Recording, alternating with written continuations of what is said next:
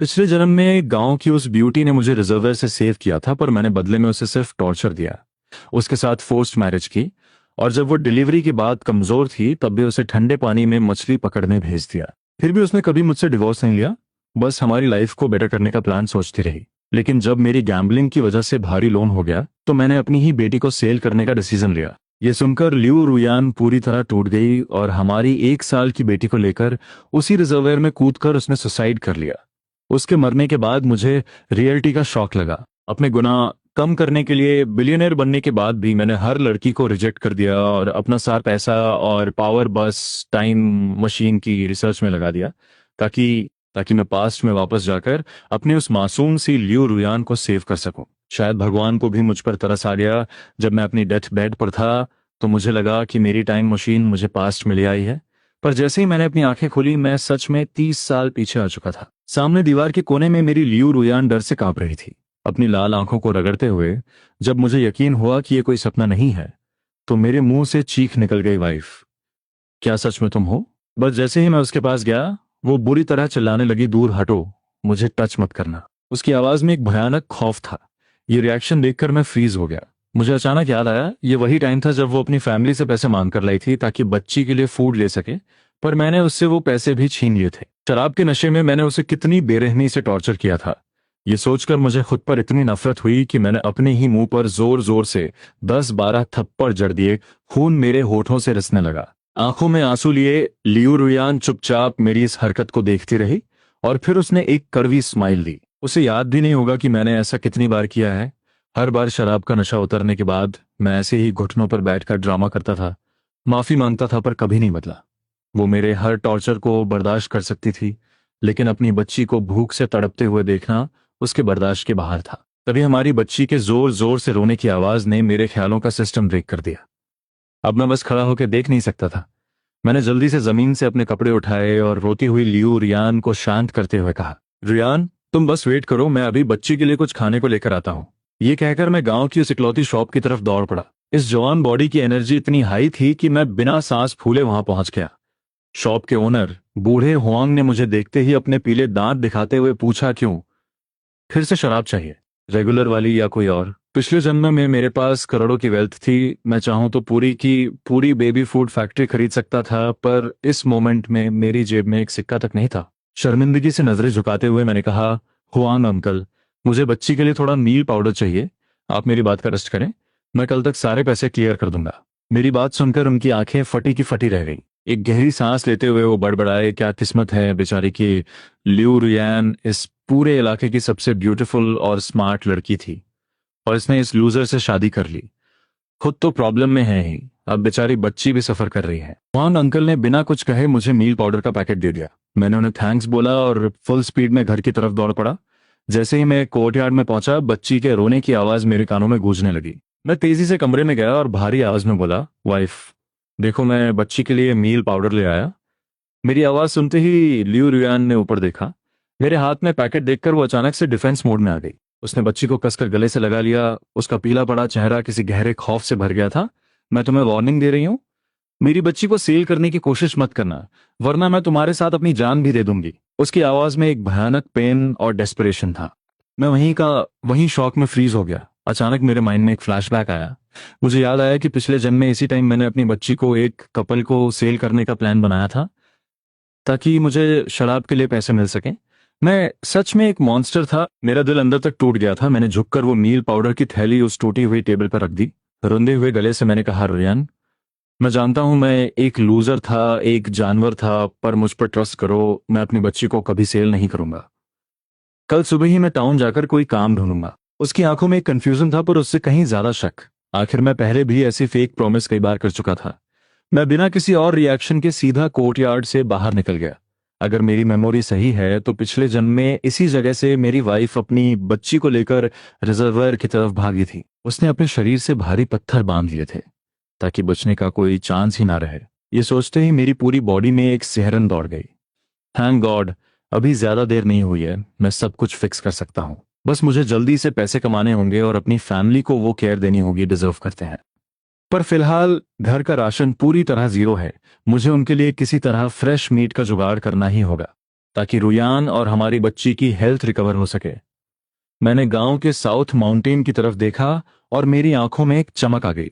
मुझे याद था कि उस पहाड़ पर बहुत सारे फेजेंट्स यानी जंगली मुर्गे मिलते हैं। पिछले जन्म में मैं इतना लेजी था कि भूख से मर जाना पसंद करता, पर हंटिंग के लिए नहीं जाता।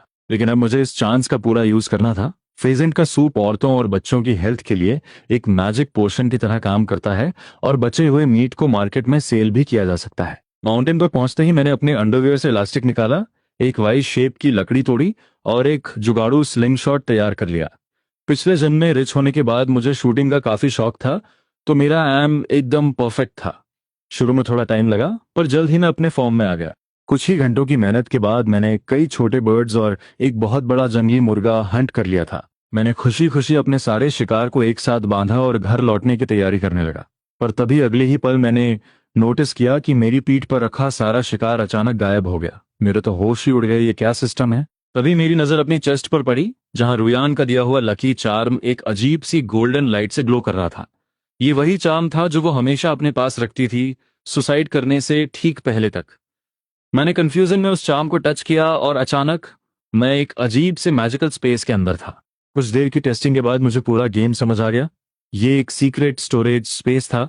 इस पावर के साथ तो फ्यूचर में पैसे कमाना एक बच्चों का खेल बन जाएगा। रुयन, बस थोड़ा सा वेट करो, मैं तुम्हें दुनिया की सारी लग्जरी और पावर दूंगा। घर लौटते समय मैंने देखा कि गांव के कई घरों में इलेक्ट्रिसिटी आ चुकी है, पर हमारा घर अभी भी एक पुराने ऑयल लैंप के सहारे था। यह देखकर मेरा गिल्ट और बढ़ गया। मैं सीधा घर के किचन में घुसा और अंधेरा होने से पहले ही मैंने जल्दी से उस शिकार को साफ किया और एक शानदार सूप तैयार कर लिया। कुछ ही देर बाद मैं एक बड़े बाउल में वो गर्मागर्म सूप लेकर मेन रूम में पहुंचा। मैंने आवाज दी, रियान आओ खाना खा लो, मैंने स्पेशल तुम्हारे लिए सूप बनाया है। 3 बार आवाज देने के बाद वो धीरे धीरे अपने कमरे से बाहर आई। टेबल पर रखे उस मीट सूप को देखकर वो रुक गई। वो पास नहीं आई, बस वहीं खड़े होकर मुझे गहरी नफरत और शक की नजरों से घूरती रही। अपनी वाइफ को उन फटे पुराने पैच वाले कपड़ों में देखकर मेरा दिल फिर से दर्द से भर गया। इस मुश्किल टाइम में भी उसकी ब्यूटी एकदम अनमैच्ड थी, और मुझ जैसे एक विलेन ने उसकी लाइफ पूरी तरह बर्बाद कर दी थी। मुझे अच्छी तरह पता था कि वो मेरे इस सडन चेंज पर इजीली ट्रस्ट नहीं करेगी। उसका ये डिफेंस मोड बिल्कुल नॉर्मल था। मुझे धीरे धीरे उसका ट्रस्ट वापस जीतना होगा। मुझे पता था कि अगर मैं वहीं खड़ा रहा तो वो उस खाने को टच भी नहीं करेगी। मैंने एक हल्की सी स्माइल दी और बोला, रुयान तुम आराम से खाओ, किचन में अभी और भी है, अगर कम पड़े तो मुझे बुला लेना। ये कहकर मैं सीधा मुड़ा और बाहर निकल गया। मेरे जाने के बाद ल्यू रुयान वहीं फ्रीज खड़ी रही। उस बाउल से उठती भाप को देखकर उसे लगा जैसे वो कोई सपना देख रही हो। क्या ये कोई लास्ट मील है? क्योंकि पास्ट का रिकॉर्ड यही था कि घर में जो भी अच्छा खाना होता था वो मैं अकेला खा जाता था, और उसे सिर्फ बचा कुचा खाना और पानी मिलता था। इस मोमेंट में भले ही उसकी एनर्जी लेवल बिल्कुल डाउन थी और उसे तेज भूख लग रही थी, पर मेरे इस अजीब बिहेवियर के कारण वो खाना खाने की हिम्मत नहीं जुटा पा रही थी। वो धीरे से कमरे के दरवाजे तक आई और उसने मुझे बाहर बैठे सूप पीते हुए देखा। तभी उसकी नजर किचन के दरवाजे पर टंगे उस बड़े से जंगली मुर्गे पर पड़ी। उसे समझ आ गया कि ये मैंने माउंटेन पर हंट किया है, चोरी नहीं किया। इस बात से उसे थोड़ी तसल्ली हुई और वो वापस अंदर जाकर चुपचाप वो सूप पीने लगी। बहुत टाइम बाद उसे इतना अच्छा खाना मिला था, इसलिए उसने थोड़ा ज्यादा खा लिया और उसे डकार भी आ गई। खाने के बाद जब मैं चुपचाप सारे बर्तन क्लीन करने लगा तो रुयान पूरी तरह ब्लैंक हो गई, क्योंकि मैंने लाइफ में कभी कोई डोमेस्टिक काम नहीं किया था। सारा काम खत्म करके मैंने एक बड़ा बर्तन पानी का बॉईल किया और उसे कमरे में लेकर गया। रुयान, इस गर्म पानी से खुद को थोड़ा क्लीन कर लो। इतना कहकर मैंने वो बर्तन नीचे रखा और बिना उसके रिएक्शन का वेट किए मुड़कर बाहर आ गया। दरवाजे पर बैठकर मैं आसमान की तरफ देखने लगा और अपने फ्यूचर का प्लान सेट करने लगा। मुझे पैसे कमाने का कोई सॉलिड सिस्टम ढूंढना ही होगा। सर्दियां बस शुरू होने ही वाली थीं और यहाँ का टेम्परेचर -20 डिग्री तक चला जाता है। अगर मैंने जल्द ही नए विंटर क्लोथ्स और ब्लैंकेट्स का अरेंजमेंट नहीं किया तो रुयान और मेरी बच्ची ठंड से जम जाएंगी। तभी मैंने नोटिस किया कि अंदर पानी की आवाज आनी बंद हो गई थी। मैं पानी चेंज करने के लिए जैसे ही कमरे में एंटर हुआ, मुझे अचानक सामने देखकर रुयान बुरी तरह डर गई। उसने हड़बड़ाहट में अपने कपड़े से खुद को कवर किया और पीछे हटते हुए चिल्लाई, पास मत आना। उसका ये पैनिक रिएक्शन देखकर मुझे खुद पर और ज्यादा गुस्सा आया। मैं समझ गया था कि उसके माइंड का ये ट्रॉमा इतनी जल्दी हील नहीं होगा। मुझे अपने एक्शन से ही उसे सेफ फील कराना होगा। मैंने सॉफ्ट टोन में कहा, वाइफ डरो मत, मैं बस ये यूज्ड पानी बाहर निकालने आया हूं। मैं तुम्हें टच भी नहीं करूंगा, प्लीज पीछे मत हटो, गिर जाओगी। मैं झुका और मैंने वो पानी का बर्तन उठाया और चुपचाप कमरे से बाहर आ गया। रुयन ने मेरी तरफ देखा तक नहीं और मेरे जाते ही जल्दी से अपने कपड़े पहन लिए। मैं वापस कोर्टयार्ड में आकर बैठ गया और अपना माइंड दौड़ाने लगा कि आखिर जल्दी से जल्दी अमीर कैसे बना जाए। तभी अचानक मुझे एक पास्ट मेमोरी ने हिट किया। पिछले जन्म में कुछ आउटसाइडर्स माउंटेन पर जाने के लिए गाइड ढूंढ रहे थे और उन्होंने मुझे हायर किया था। मुझे बस उन्हें रास्ता दिखाने के पैसे मिल रहे थे, इसलिए मैं खुशी खुशी उनके साथ चला गया था। वो लोग उस घने जंगल में कुछ अजीब से प्लांट्स और हर्ब्स कलेक्ट कर रहे थे। उस टाइम मुझे लगता था कि ये सिटी वाले पागल हैं जो घास फूस जमा कर रहे हैं, पर आज मुझे उन हर्ब्स की असली वैल्यू पता थी। बिना एक सेकंड वेस्ट किए मेरा एनर्जी लेवल एकदम हाई हो गया। मैंने एक टॉर्च रेडी की, अपने टूल्स उठाए और रात के उस डार्क और डेंजरस माउंटेन की तरफ निकल पड़ा। मेरी किस्मत सच में मेरे साथ थी। वो रेयर हर्ब्स कलेक्ट करने के साथ साथ मुझे वहां एक वाइल्ड सिवेट कैट यानी गोजली का नेस्ट भी मिल गया। मैंने तुरंत उनका शिकार किया, स्किन अलग की और सब कुछ अपने मैजिकल स्टोरेज स्पेस में डाल लिया। अगली सुबह होते ही मैं अपनी बास्केट्स लेकर सीधे टाउन की मार्केट में पहुंच गया।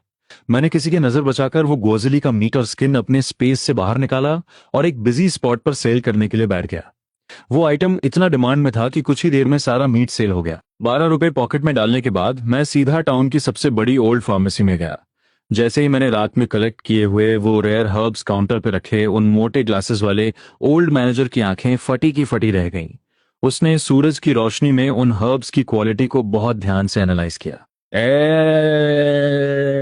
और फिर एक कनिंग स्माइल के साथ उसने मुझे अपना ऑफर दिया। यंग मैन, मैं तुम्हें इसका ये प्राइस दे सकता हूँ। उसका ऑफर सुनते ही मेरे चेहरे के एक्सप्रेशंस डार्क हो गए।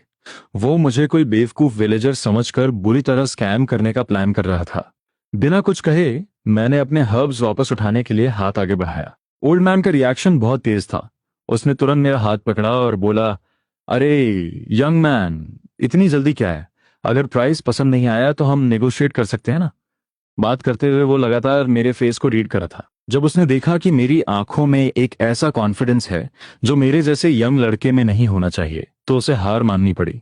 उसने एक भारी मन से अपना फाइनल ऑफर दिया, 6 ग्रेट यूनिटी नोट्स, इससे ज्यादा मैं एक पैसा नहीं दूंगा। मुझे पता था कि इस रेयर आइटम की वैल्यू मार्केट में इससे कहीं ज्यादा है, पर प्रॉब्लम यह थी कि मुझे आज के आज ही कैश चाहिए था।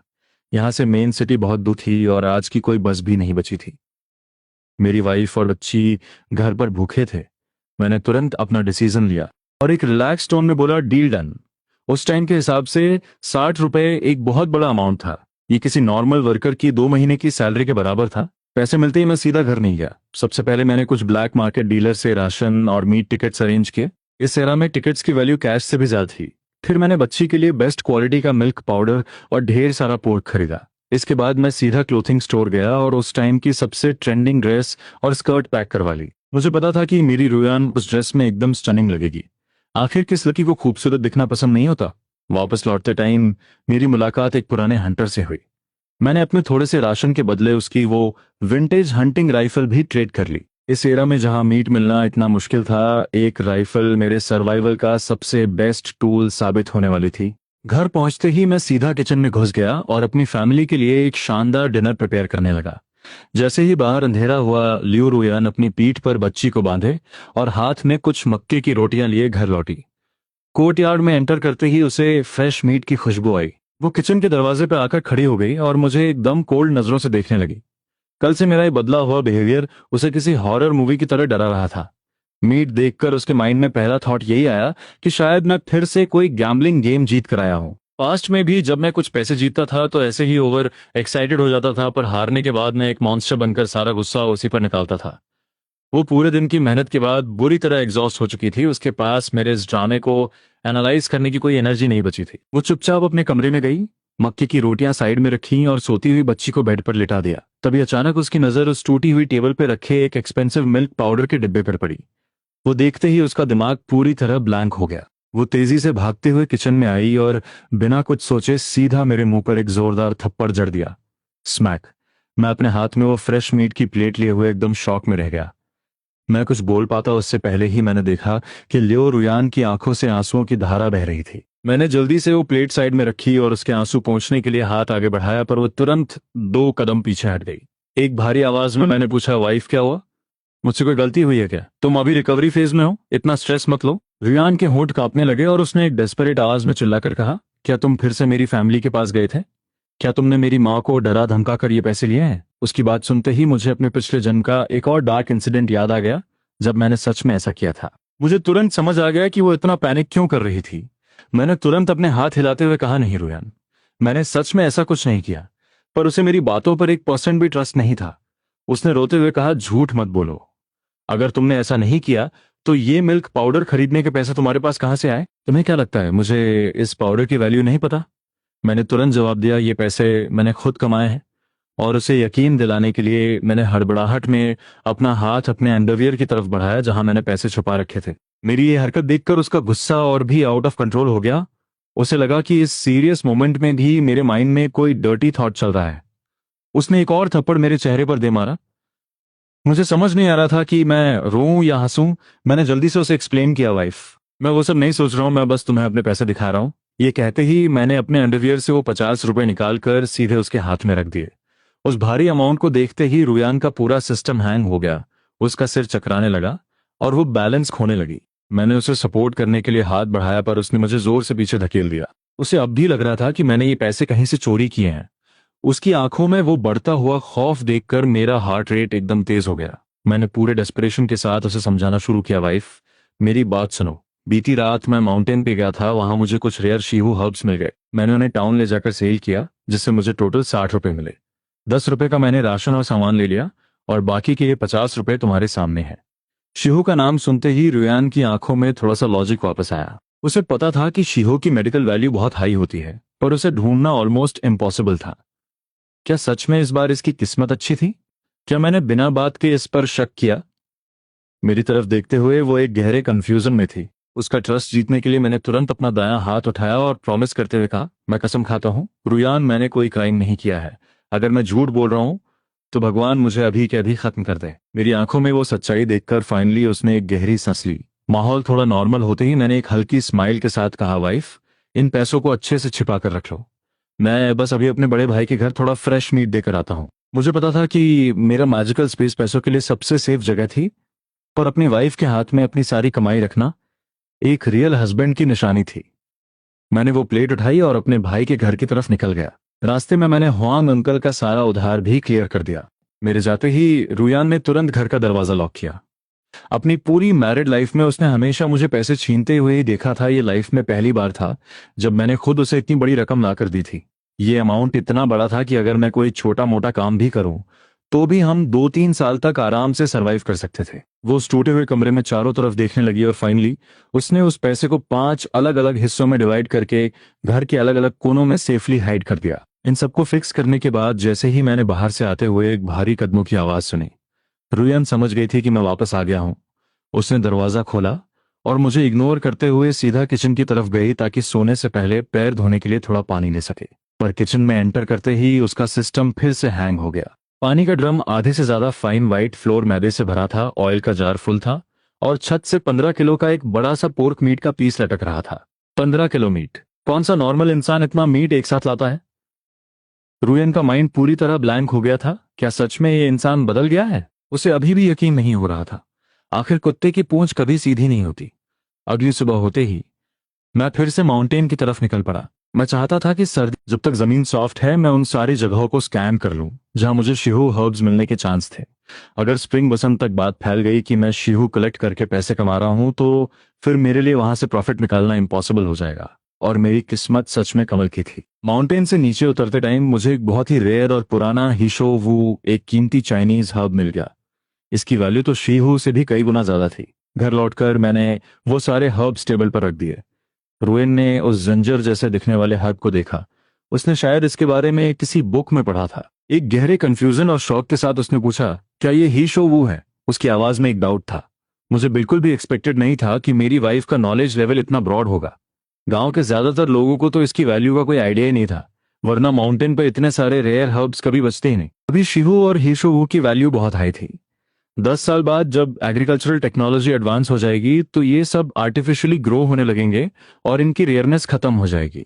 पर फिर भी वाइल्ड हर्ब्स की प्राइस हमेशा स्काई हाई ही रहती है, क्योंकि असली वाइल्ड हर्ब्स मार्केट में इजीली नहीं मिलते। मैंने अपनी बत्ती से दिखाते हुए एक बड़ी सी स्माइल दी और बोला, बिल्कुल सही, ये ही शो वो ही है। कल मैं तुम्हें और बच्ची को टाउन लेकर चलूंगा, थोड़ा घूमेंगे और इन आइटम्स को फार्मेसी में सेल भी कर देंगे। टाउन जाने की बात सुनते ही रोयन की बॉडी अचानक फ्रीज हो गई। उसे मेरी वो पुरानी धमकी याद आ गई जब मैंने कहा था कि मैं बच्ची को टाउन के एक कपल को सेल कर दूंगा जिन्हें बच्चे नहीं हुए थे। उसके अंदर का वो डर अभी भी जिंदा था। तुरंत डिफेंस मोड में आते हुए उसने मना कर दिया, बच्ची अभी बहुत छोटी है, हम दोनों कहीं नहीं जाएंगे, तुम जल्दी से हाथ धो लो और खाना खा लो। मैंने तुरंत नोटिस कर लिया कि रुयान का मूड ऑफ हो गया था। मेरा प्लान तो बस उसे टाउन घुमाने और कुछ विंटर क्लोथ्स दिलाने का था, पर वो फिर से अलर्ट हो गई थी। साफ था कि उसे लग रहा था मैं फिर से बच्ची को सेल करने का कोई डार्क प्लान बना रहा हूँ। मेरे पिछले जन्म के वो घटिया एक्शंस इतनी जल्दी उसके माइंड से इरेज नहीं होने वाले थे। मुझे उसे टाइम देना ही होगा। मैंने चुपचाप मुंह धोया और रूम में आकर बैठ गया। तभी मेरी नजर टेबल पर रखे खाने पर पड़ी। एक प्लेट में गोल्डन फ्राइड एग्स थे और एक छोटी सी प्लेट में सुबह का जवा थोड़ा सा मीट। क्या उसने लंच में कोई सब्जी नहीं बनाई? अगर वो ऐसे ही खुद को भूखा मारती रही तो वो कभी रिकवर नहीं हो पाएगी। मुझे जल्दी से जल्दी और पैसे कमाने होंगे ताकि उसे फाइनेंशियली और मेंटली एक सिक्योरिटी फील हो सके। वाइफ, ये एग्स कहाँ से आए? मैंने पूछा। रुयन ने नजरें झुकाए हुए मुझे मैदे के सूप का एक बाउल दिया और बोली, तुम्हारे जाने के बाद मेरी माँ आई थी, वही देकर गई। उसने अपनी माँ के डिवोर्स वाले टॉपिक का एक वर्ड भी मेंशन नहीं किया। मुझे तो ये सोचकर ही भयानक एम्बैरेसमेंट फील हो रही थी कि मैंने अपनी सास से भी शराब के लिए पैसे छीने थे। मुझे इतनी शर्म आ रही थी कि मैंने उससे पूछा तक नहीं कि सास आखिर क्यों आई थी। मेरे माइंड में बस एक ही प्लान चल रहा था। कल इन हर्ब्स को सेल करने के बाद सबसे पहले मुझे सास से लिए हुए पैसे रिफंड करने हैं। मैंने अपना हाथ बढ़ाकर अपनी वाइफ को पास खींचा और उसे कुर्सी पर बिठा दिया। जल्दी खा लो, ये कहकर मैंने उसे एक व्हाइट ब्रेड मैदे की रोटी दी और खुद कॉर्नमील मक्के की रोटी का बड़ा सा टुकड़ा खाने लगा। रुयान ने वो रोटी ली और धीरे धीरे खाने लगी। वो बीच बीच में चोरी छुपे मुझे देख रही थी। वो सोच रही थी अगर ये इंसान हमेशा ऐसा ही रहे तो कितना अच्छा हो। पर तभी बाहर से किसी ने जोर जोर से दरवाजा पीटना शुरू कर दिया। अरे फोर्थ ब्रदर, हम 3 लोग रेडी हैं, बस तुम्हारी कमी है, जल्दी आओ, शराब और ताश तुम्हारा वेट कर रहे हैं। ये आवाज सुनते ही रुयान का चेहरा कागज की तरह सफेद पड़ गया। वो अपनी बड़ी बड़ी आंखों से मुझे घूरने लगी। उसे पक्का यकीन हो गया था कि मैं फिर से उनके साथ गया। ये आवाज सुनकर मैं एक सेकंड के लिए शॉक में आ गया। फिर मुझे याद आया कि ये लोग कौन है। मैंने अपनी चॉपस्टिक्स नीचे रखी और जैसे ही ऊपर देखा, अपनी वाइफ का वो पीला और डरा हुआ चेहरा देखकर मेरा दिल टूट गया। मैं तुरंत खड़ा हुआ और उसे अपने गले से लगा लिया। वाइफ, क्या हुआ? तुम्हारी तबीयत ठीक नहीं है? मेरी बाहों में आते ही रुयन की पतली और गोरी उंगलियों ने मेरी शर्ट को कसकर पकड़ लिया। उसके होंठ कांप रहे थे। तुम फिर से उनके साथ ताश खेलने और शराब पीने जा रहे हो? उसकी बात सुनकर मुझे फाइनली समझ आया कि वो इतना पैनिक क्यों कर रही थी। उसे डर था कि मैं अपने पुराने एडिक्शन में वापस जा रहा हूँ। मैंने अपनी आवाज को एकदम डीप और सॉफ्ट करते हुए उसे रिलैक्स करने की कोशिश की। डरो मत, मैं कहीं नहीं जा रहा। मैं अभी जाकर उन सबको भगाता हूँ।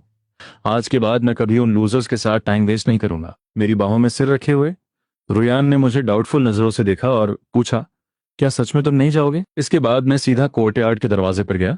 वहां एयर ल्यूजी नाम का एक लड़का एक बहुत ही स्लीजी स्माइल के साथ खड़ा था। फोर्थ ब्रदर, ये तो गलत बात है। भाभी अभी अभी डिलीवरी से उठी हैं और तुम उन्हें बेड से उतरने ही नहीं दे रहे।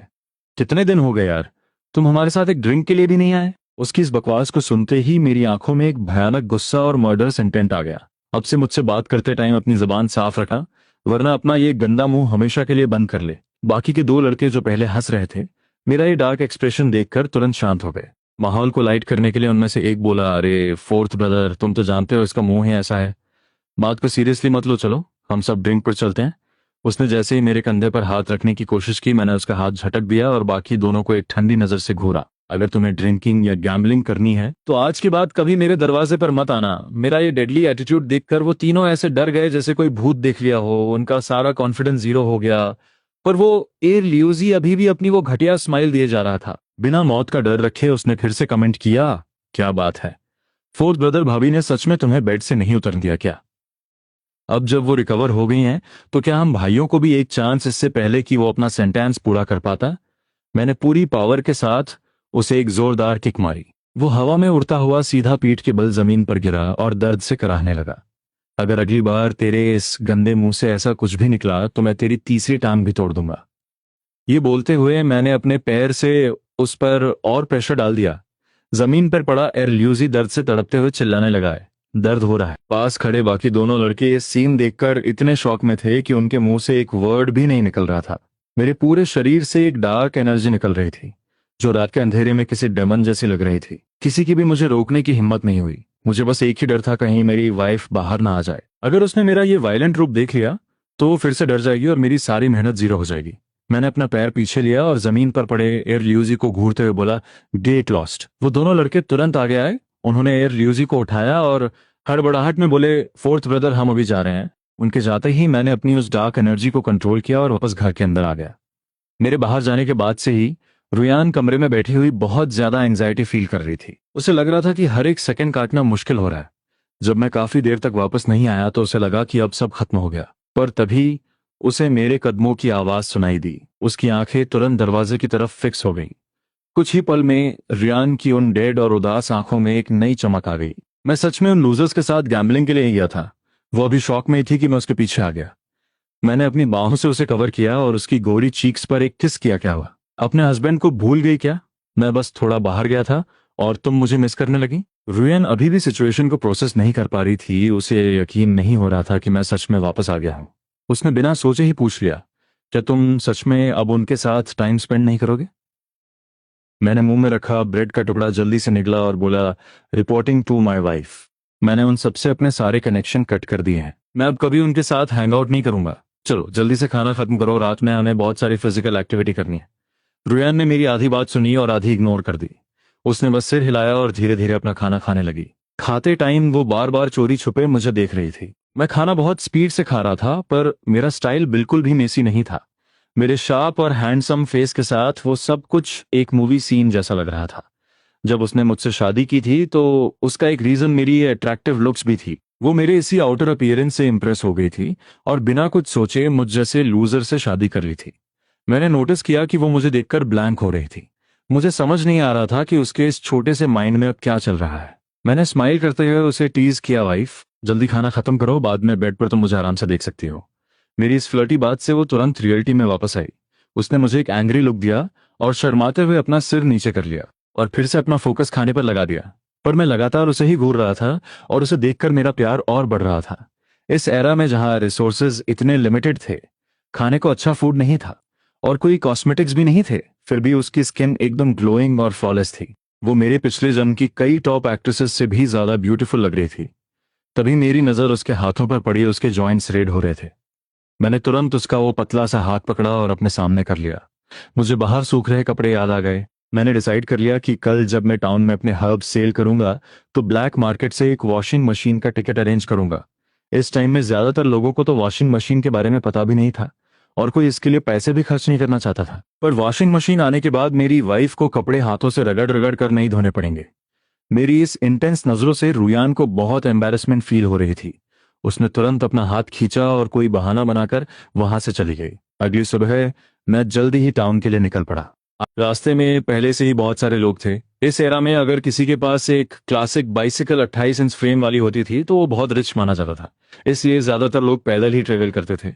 मैं अपनी हाई स्पीड से चलकर टाउन पहुंचा और वहां से मेन सिटी जाने वाली फर्स्ट बस पकड़ ली। उस टाइम ट्रांसपोर्टेशन सिस्टम बहुत वीक था।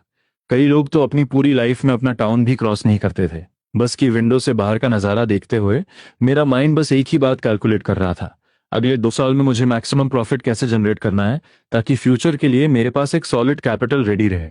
कुछ ही देर में वो पुरानी बस झटके खाते हुए मेन सिटी पहुंच गई। इस सिटी में अब कुछ 3 व्हीलर्स ऑटो और रेयर 4 व्हीलर्स कारें भी दिखने लगी थी।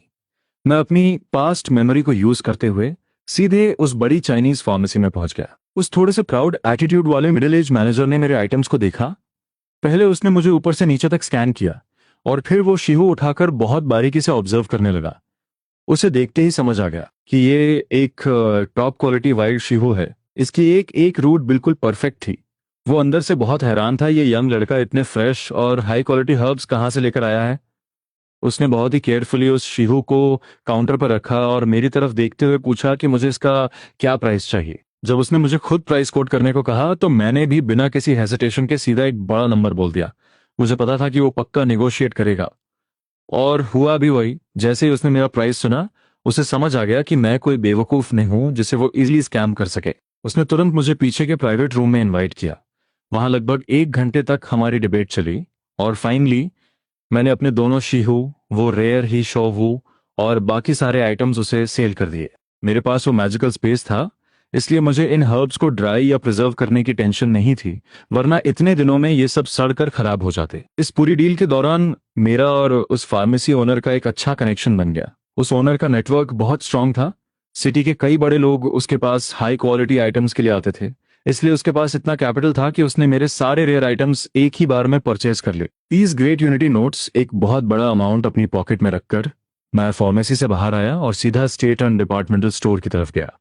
मेरा प्लान था रुयान के लिए एक वॉशिंग मशीन खरीदना, पर जब मैंने वहां के सेल्स पर्सन से पूछा तो मेरा सिस्टम क्रैश हो गया। मेरी मेमोरी मुझे धोखा दे गई थी। इस एरा में वॉशिंग मशीन सिर्फ होटल्स और लॉन्ड्री शॉप्स के लिए होती थी। डोमेस्टिक यूज के लिए अभी वो मार्केट में आई ही नहीं थी। चाइना की पहली डोमेस्टिक वॉशिंग मशीन 1978 में बनी थी, जो अभी मैन्युफैक्चर भी नहीं हुई थी। पर लकीली वो ब्लैक मार्केट डीलर मुझे एक बहुत बड़ा कस्टमर समझकर फुल वीआईपी ट्रीटमेंट दे रहा था। जब उसे पता चला कि मुझे आज ही एक फ्रिज अपने गांव लेकर जाना है, तो उसने अपने एक जान पहचान वाले ट्रैक्टर ड्राइवर को बुला लिया। सिर्फ 5 रुपए में वो मेरा सारा सामान सीधा मेरे घर के दरवाजे तक ड्रॉप करने के लिए रेडी हो गया। मैंने तुरंत डील डन कर दी। डिपार्टमेंटल स्टोर से मैंने अपनी वाइफ के लिए एक थिक रेड स्वेटर खरीदा और बच्ची के लिए बहुत सारे ब्रांड न्यू कपड़े। जो भी मेरे माइंड में आया मैंने सब कुछ परचेज कर लिया, इतना कि वो ट्रैक्टर आधा भर गया था। वो ट्रैक्टर ड्राइवर मुझे देखकर शॉक में था।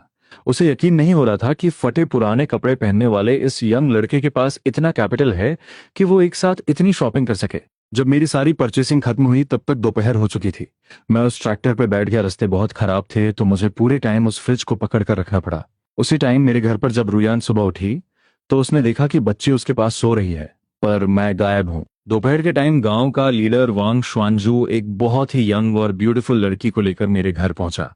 अरे, फोर्थ ब्रदर की वाइफ, ये ली त्यान त्यान है, सिटी से आई हुई एक एजुकेटेड यूथ। अब से ये तुम्हारे घर पर ही रहेगी। अपने हस्बैंड को बोल देना कि इसके रहने के लिए एक रूम खाली कर दे। ये सुनकर रुयान पूरी तरह पैनिक कर गई। हमारे घर में अचानक से एक नई लड़की? इन 3 छोटे से मिट्टी के कमरों में हम सब कैसे मैनेज करेंगे? एक कमरे में हम दोनों रहते हैं, बीच वाला मेन रूम डाइनिंग के लिए है और तीसरे रूम में सारा कबाड़ और एक्स्ट्रा सामान रखा है। वहां इसके रहने की जगह कहाँ है? लीडर साहब, वो अभी घर पे नहीं है, मैं इस बारे में कोई डिसीजन नहीं ले सकती। वांग शुआनजू के चेहरे पर एक इरिटेशन आ गई। उसने रुयान की बात को इग्नोर करते हुए अपना हाथ हिलाया, उस सिटी गर्ल को कुछ इंस्ट्रक्शंस दिए और वहां से सीधा निकल गया। अगर मैंने उसे वो मीट का पीस नहीं दिया होता तो वो इतनी ब्यूटीफुल और यंग लड़की को मेरे घर क्यों भेजता? इस बार सिटी से टोटल 25 एजुकेटेड यूथ्स गांव में आए थे, जिनमें ज्यादातर यंग लड़के थे, और उसमें ये इकलौती डेलिकेट और ब्यूटीफुल लड़की हमारे घर असाइन कर दी। लीडर का लॉजिक सिंपल था, हम एक यंग कपल हैं तो हमारे घर एक यंग लड़की को रखना ज्यादा सेफ है बजाय किसी यंग लड़के के।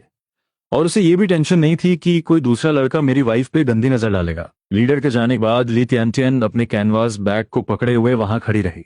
उसने उन 3 टूटे फूटे मिट्टी के कमरे को देखा और अंदर ही अंदर डरने लगी। उसे समझ आ गया कि उसकी लाइफ बाकी यूथ से बहुत ज्यादा डार्क और टफ होने वाली है।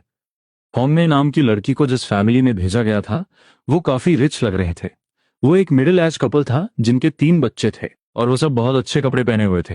रास्ते में आते टाइम ली त्यान ने सुना था कि जिस फैमिली में उसे भेजा जा रहा है उसका हस्बैंड एक नंबर का लूजर है, जो गैम्बलिंग करता है, शराब पीता है और अपनी वाइफ को पीटता है। और वो फैमिली इतनी गरीब है कि उनके पास खाने को भी कुछ नहीं है। यहाँ आने से पहले उसे लग रहा था कि लोग शायद थोड़ा एक्स्ट्रा बोल रहे हैं, पर अब इस घर की हालत देखकर उसे यकीन हो गया था कि उन्होंने कुछ भी फेक नहीं बोला था। इस घर की ओनर रुयान ने बहुत ही पुराने और मिसफिट कपड़े पहने हुए थे, पर फिर भी वो हद से ज्यादा ब्यूटीफुल थी। रुयान ने नोटिस कर लिया कि वो लड़की उसे ऊपर से नीचे तक स्कैन कर रही थी।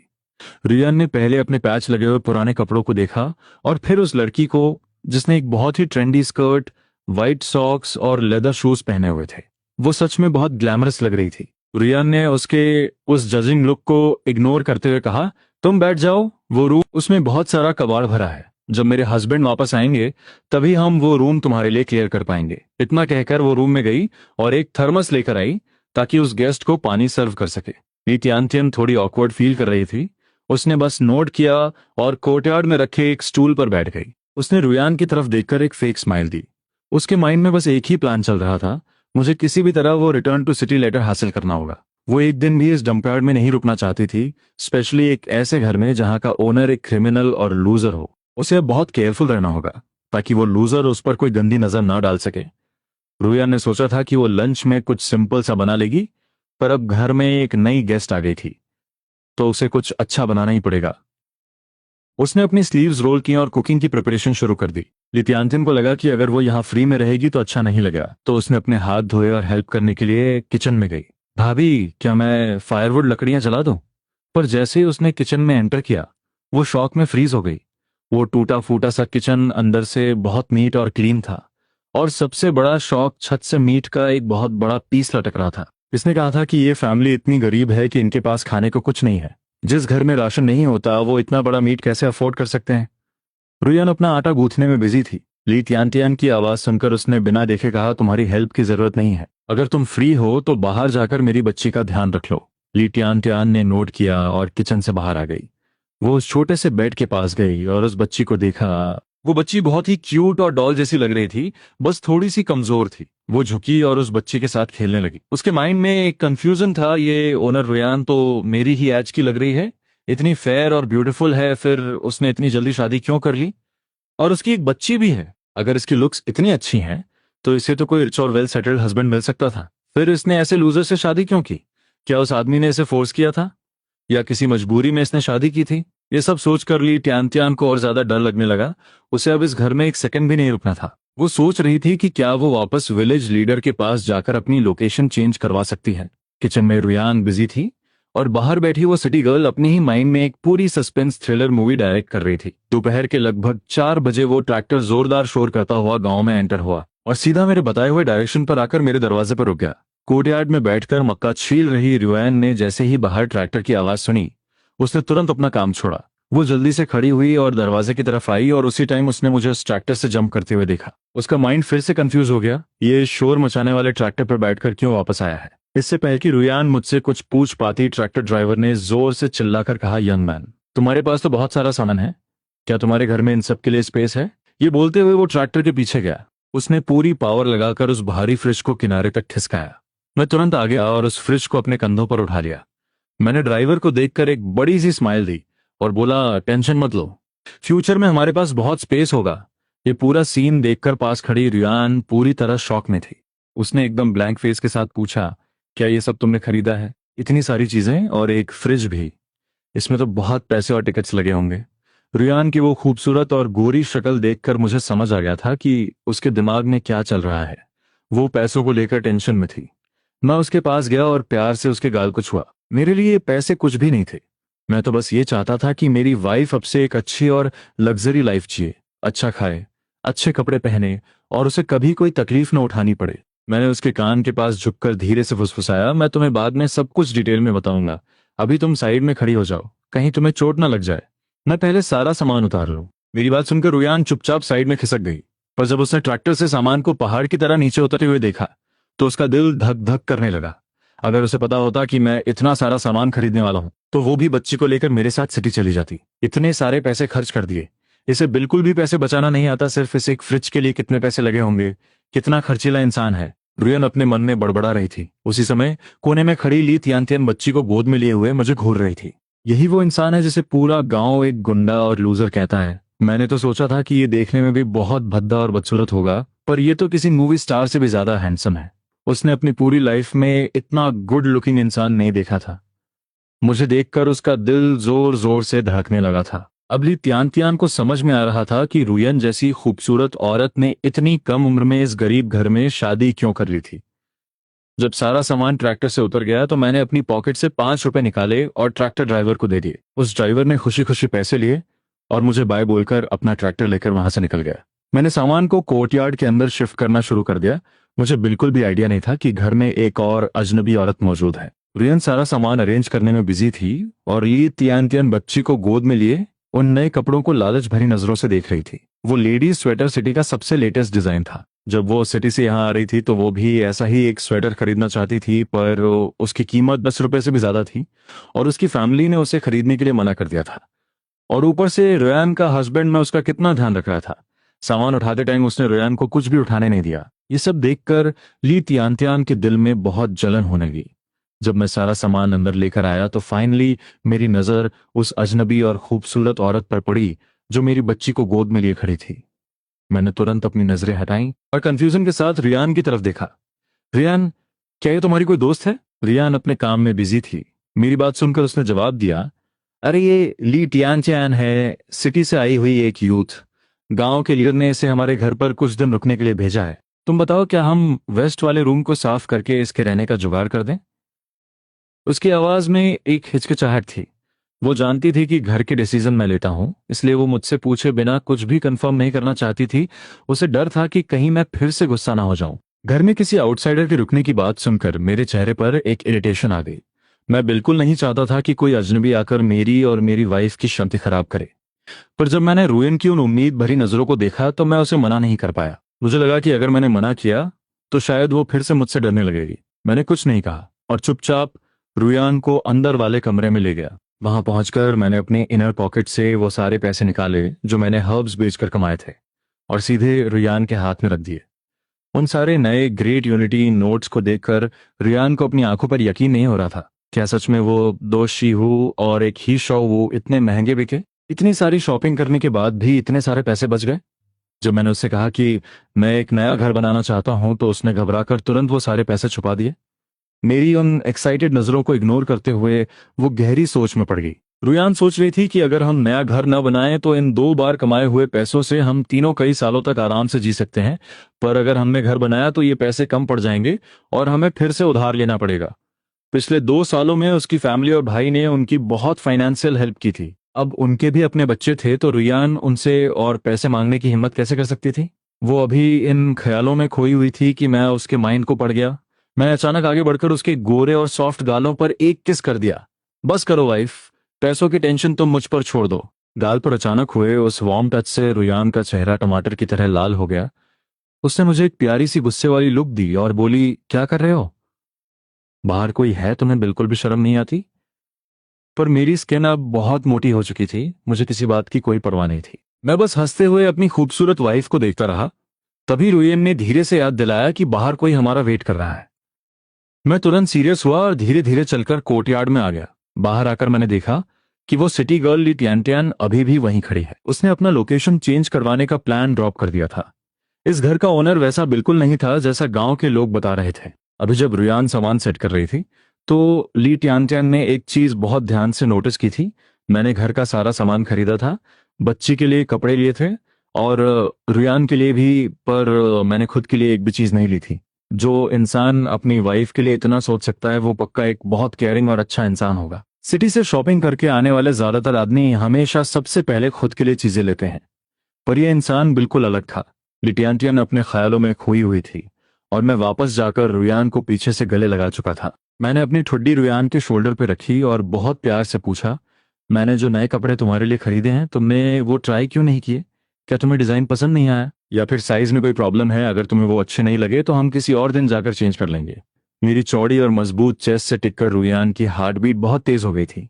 उसने शर्माते हुए अपनी गर्दन थोड़ी झुकाई और बोली, मुझे बहुत पसंद आए हैं पर प्लीज आइंदा से मेरे लिए और कपड़े मत खरीदना। मैं तो पूरा दिन घर में ही रहती हूँ, इतने अच्छे कपड़ों का मैं क्या करूंगी? उसकी बात सुनकर मैंने उसे अपनी गोद में उठा लिया और अपनी थाइस पर बैठा लिया।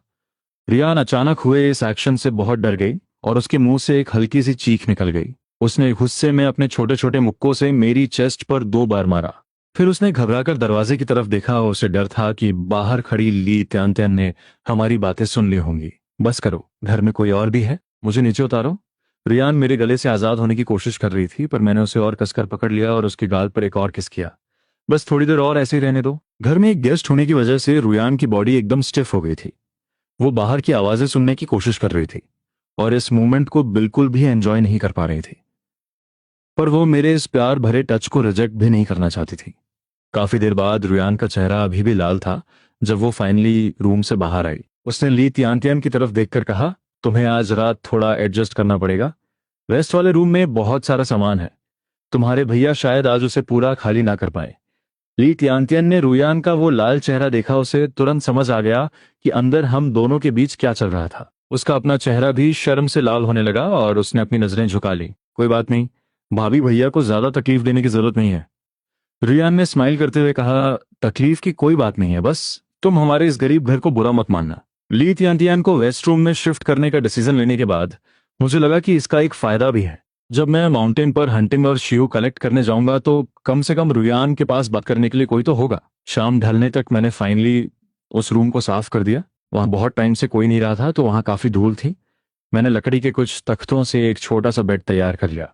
मैंने उसे हिलाकर चेक किया। ये इतना मजबूत था कि कोई आसानी से इस पर सो सकता था। फाइनली मैंने अपनी वाइफ का दिया हुआ टास्क पूरा कर लिया था। जब रुयन ने मुझे पसीने से भीगा हुआ देखा तो उसने तुरंत मुझे टॉवल दिया, जल्दी से अपना पसीना पोंछ लो। तभी ली तियान तियान भी उस रूम से बाहर आई और हम दोनों की नजरें मिली। हम दोनों ने एक दूसरे को स्माइल दी और बिना कुछ बोले अपने अपने काम में लग गए। कुछ मिनटों बाद रुयन ने डिनर रेडी कर लिया। मैंने साफ कपड़े पहने और रुयन के पास वाले स्टूल पर आकर बैठ गया। और तभी मेरी नजर खाने पर पड़ी। सुबह के बनाए हुए अंडे वैसे के वैसे ही रखे थे और मीट के जो 8 पीस थे उनमें से एक भी कम नहीं हुआ था। मेरे माथे पर सिलवटें आ गईं और मैंने रुयान को देखकर थोड़ा रूड टोन में पूछा, क्या तुमने सुबह से कुछ नहीं खाया? मेरी इंटेंशन सिर्फ उसे डांटने की नहीं थी, मैं बस उसके लिए बहुत फिक्रमंद था। पर मुझे एहसास ही नहीं हुआ कि मेरी आवाज बहुत कड़क और डरावनी हो गई थी। मुझे क्या पता था कि रुयान अभी भी एक गहरे डर में जी रही थी। उसने जैसे ही अपनी चॉपस्टिक्स उठाई और मेरा वो गुस्से वाला चेहरा देखा, उसके दिल में एक भयानक खौफ पैदा हो गया। उसके हाथ बुरी तरह कांपने लगे और चॉपस्टिक्स जमीन पर गिर गई। क्लैट इतनी जल्दी इसकी असलियत सामने आ गई। मुझे लगा था कि इस बार ये थोड़ा ज्यादा टाइम तक अच्छा बर्ताव करेगा, पर ये तो बहुत जल्दी अपनी पुरानी औकात पर आ गया। रुयान ने मुझसे नजरें चुराई। उसके दिमाग में वो सारे डरावने इंसिडेंट्स वापस घूमने लगे। उसने गहरी सांस ली और कांपती हुई आवाज में बोली, मैंने आधा ब्रेड और 2 अंडे खाए थे। उसकी आवाज शांत थी, पर उसके सफेद और कांपते हुए हाथ जो उसकी शर्ट को कसकर पकड़े हुए थे उसका सारा डर बयां कर रहे थे। चॉपस्टिक्स गिरने की आवाज से मैं रियलिटी में वापस आया। मैंने रुयान को ध्यान से देखा। उसकी आंखें लाल हो गई थीं और उनमें आंसू भरे हुए थे। मेरा दिल जोर से धड़का और मैं बुरी तरह पैनिक कर गया। मैं तो बस ये सोच रहा था कि उसने सारा अच्छा खाना मेरे लिए बचा कर रखा है। मुझे इस बात पर गुस्सा आ रहा था कि वो मैंने अपना हाथ आगे बढ़ाया ताकि उसे गले लगाकर रिलैक्स कर सकूं, पर जैसे ही मेरा हाथ उसके पास गया वो तुरंत पीछे हट गई। मैं और भी ज्यादा डर गया और बहुत ही डेस्परेट होकर उसे एक्सप्लेन करने लगा, वाइफ मैं सच में बस थोड़ा फिक्रमंद था।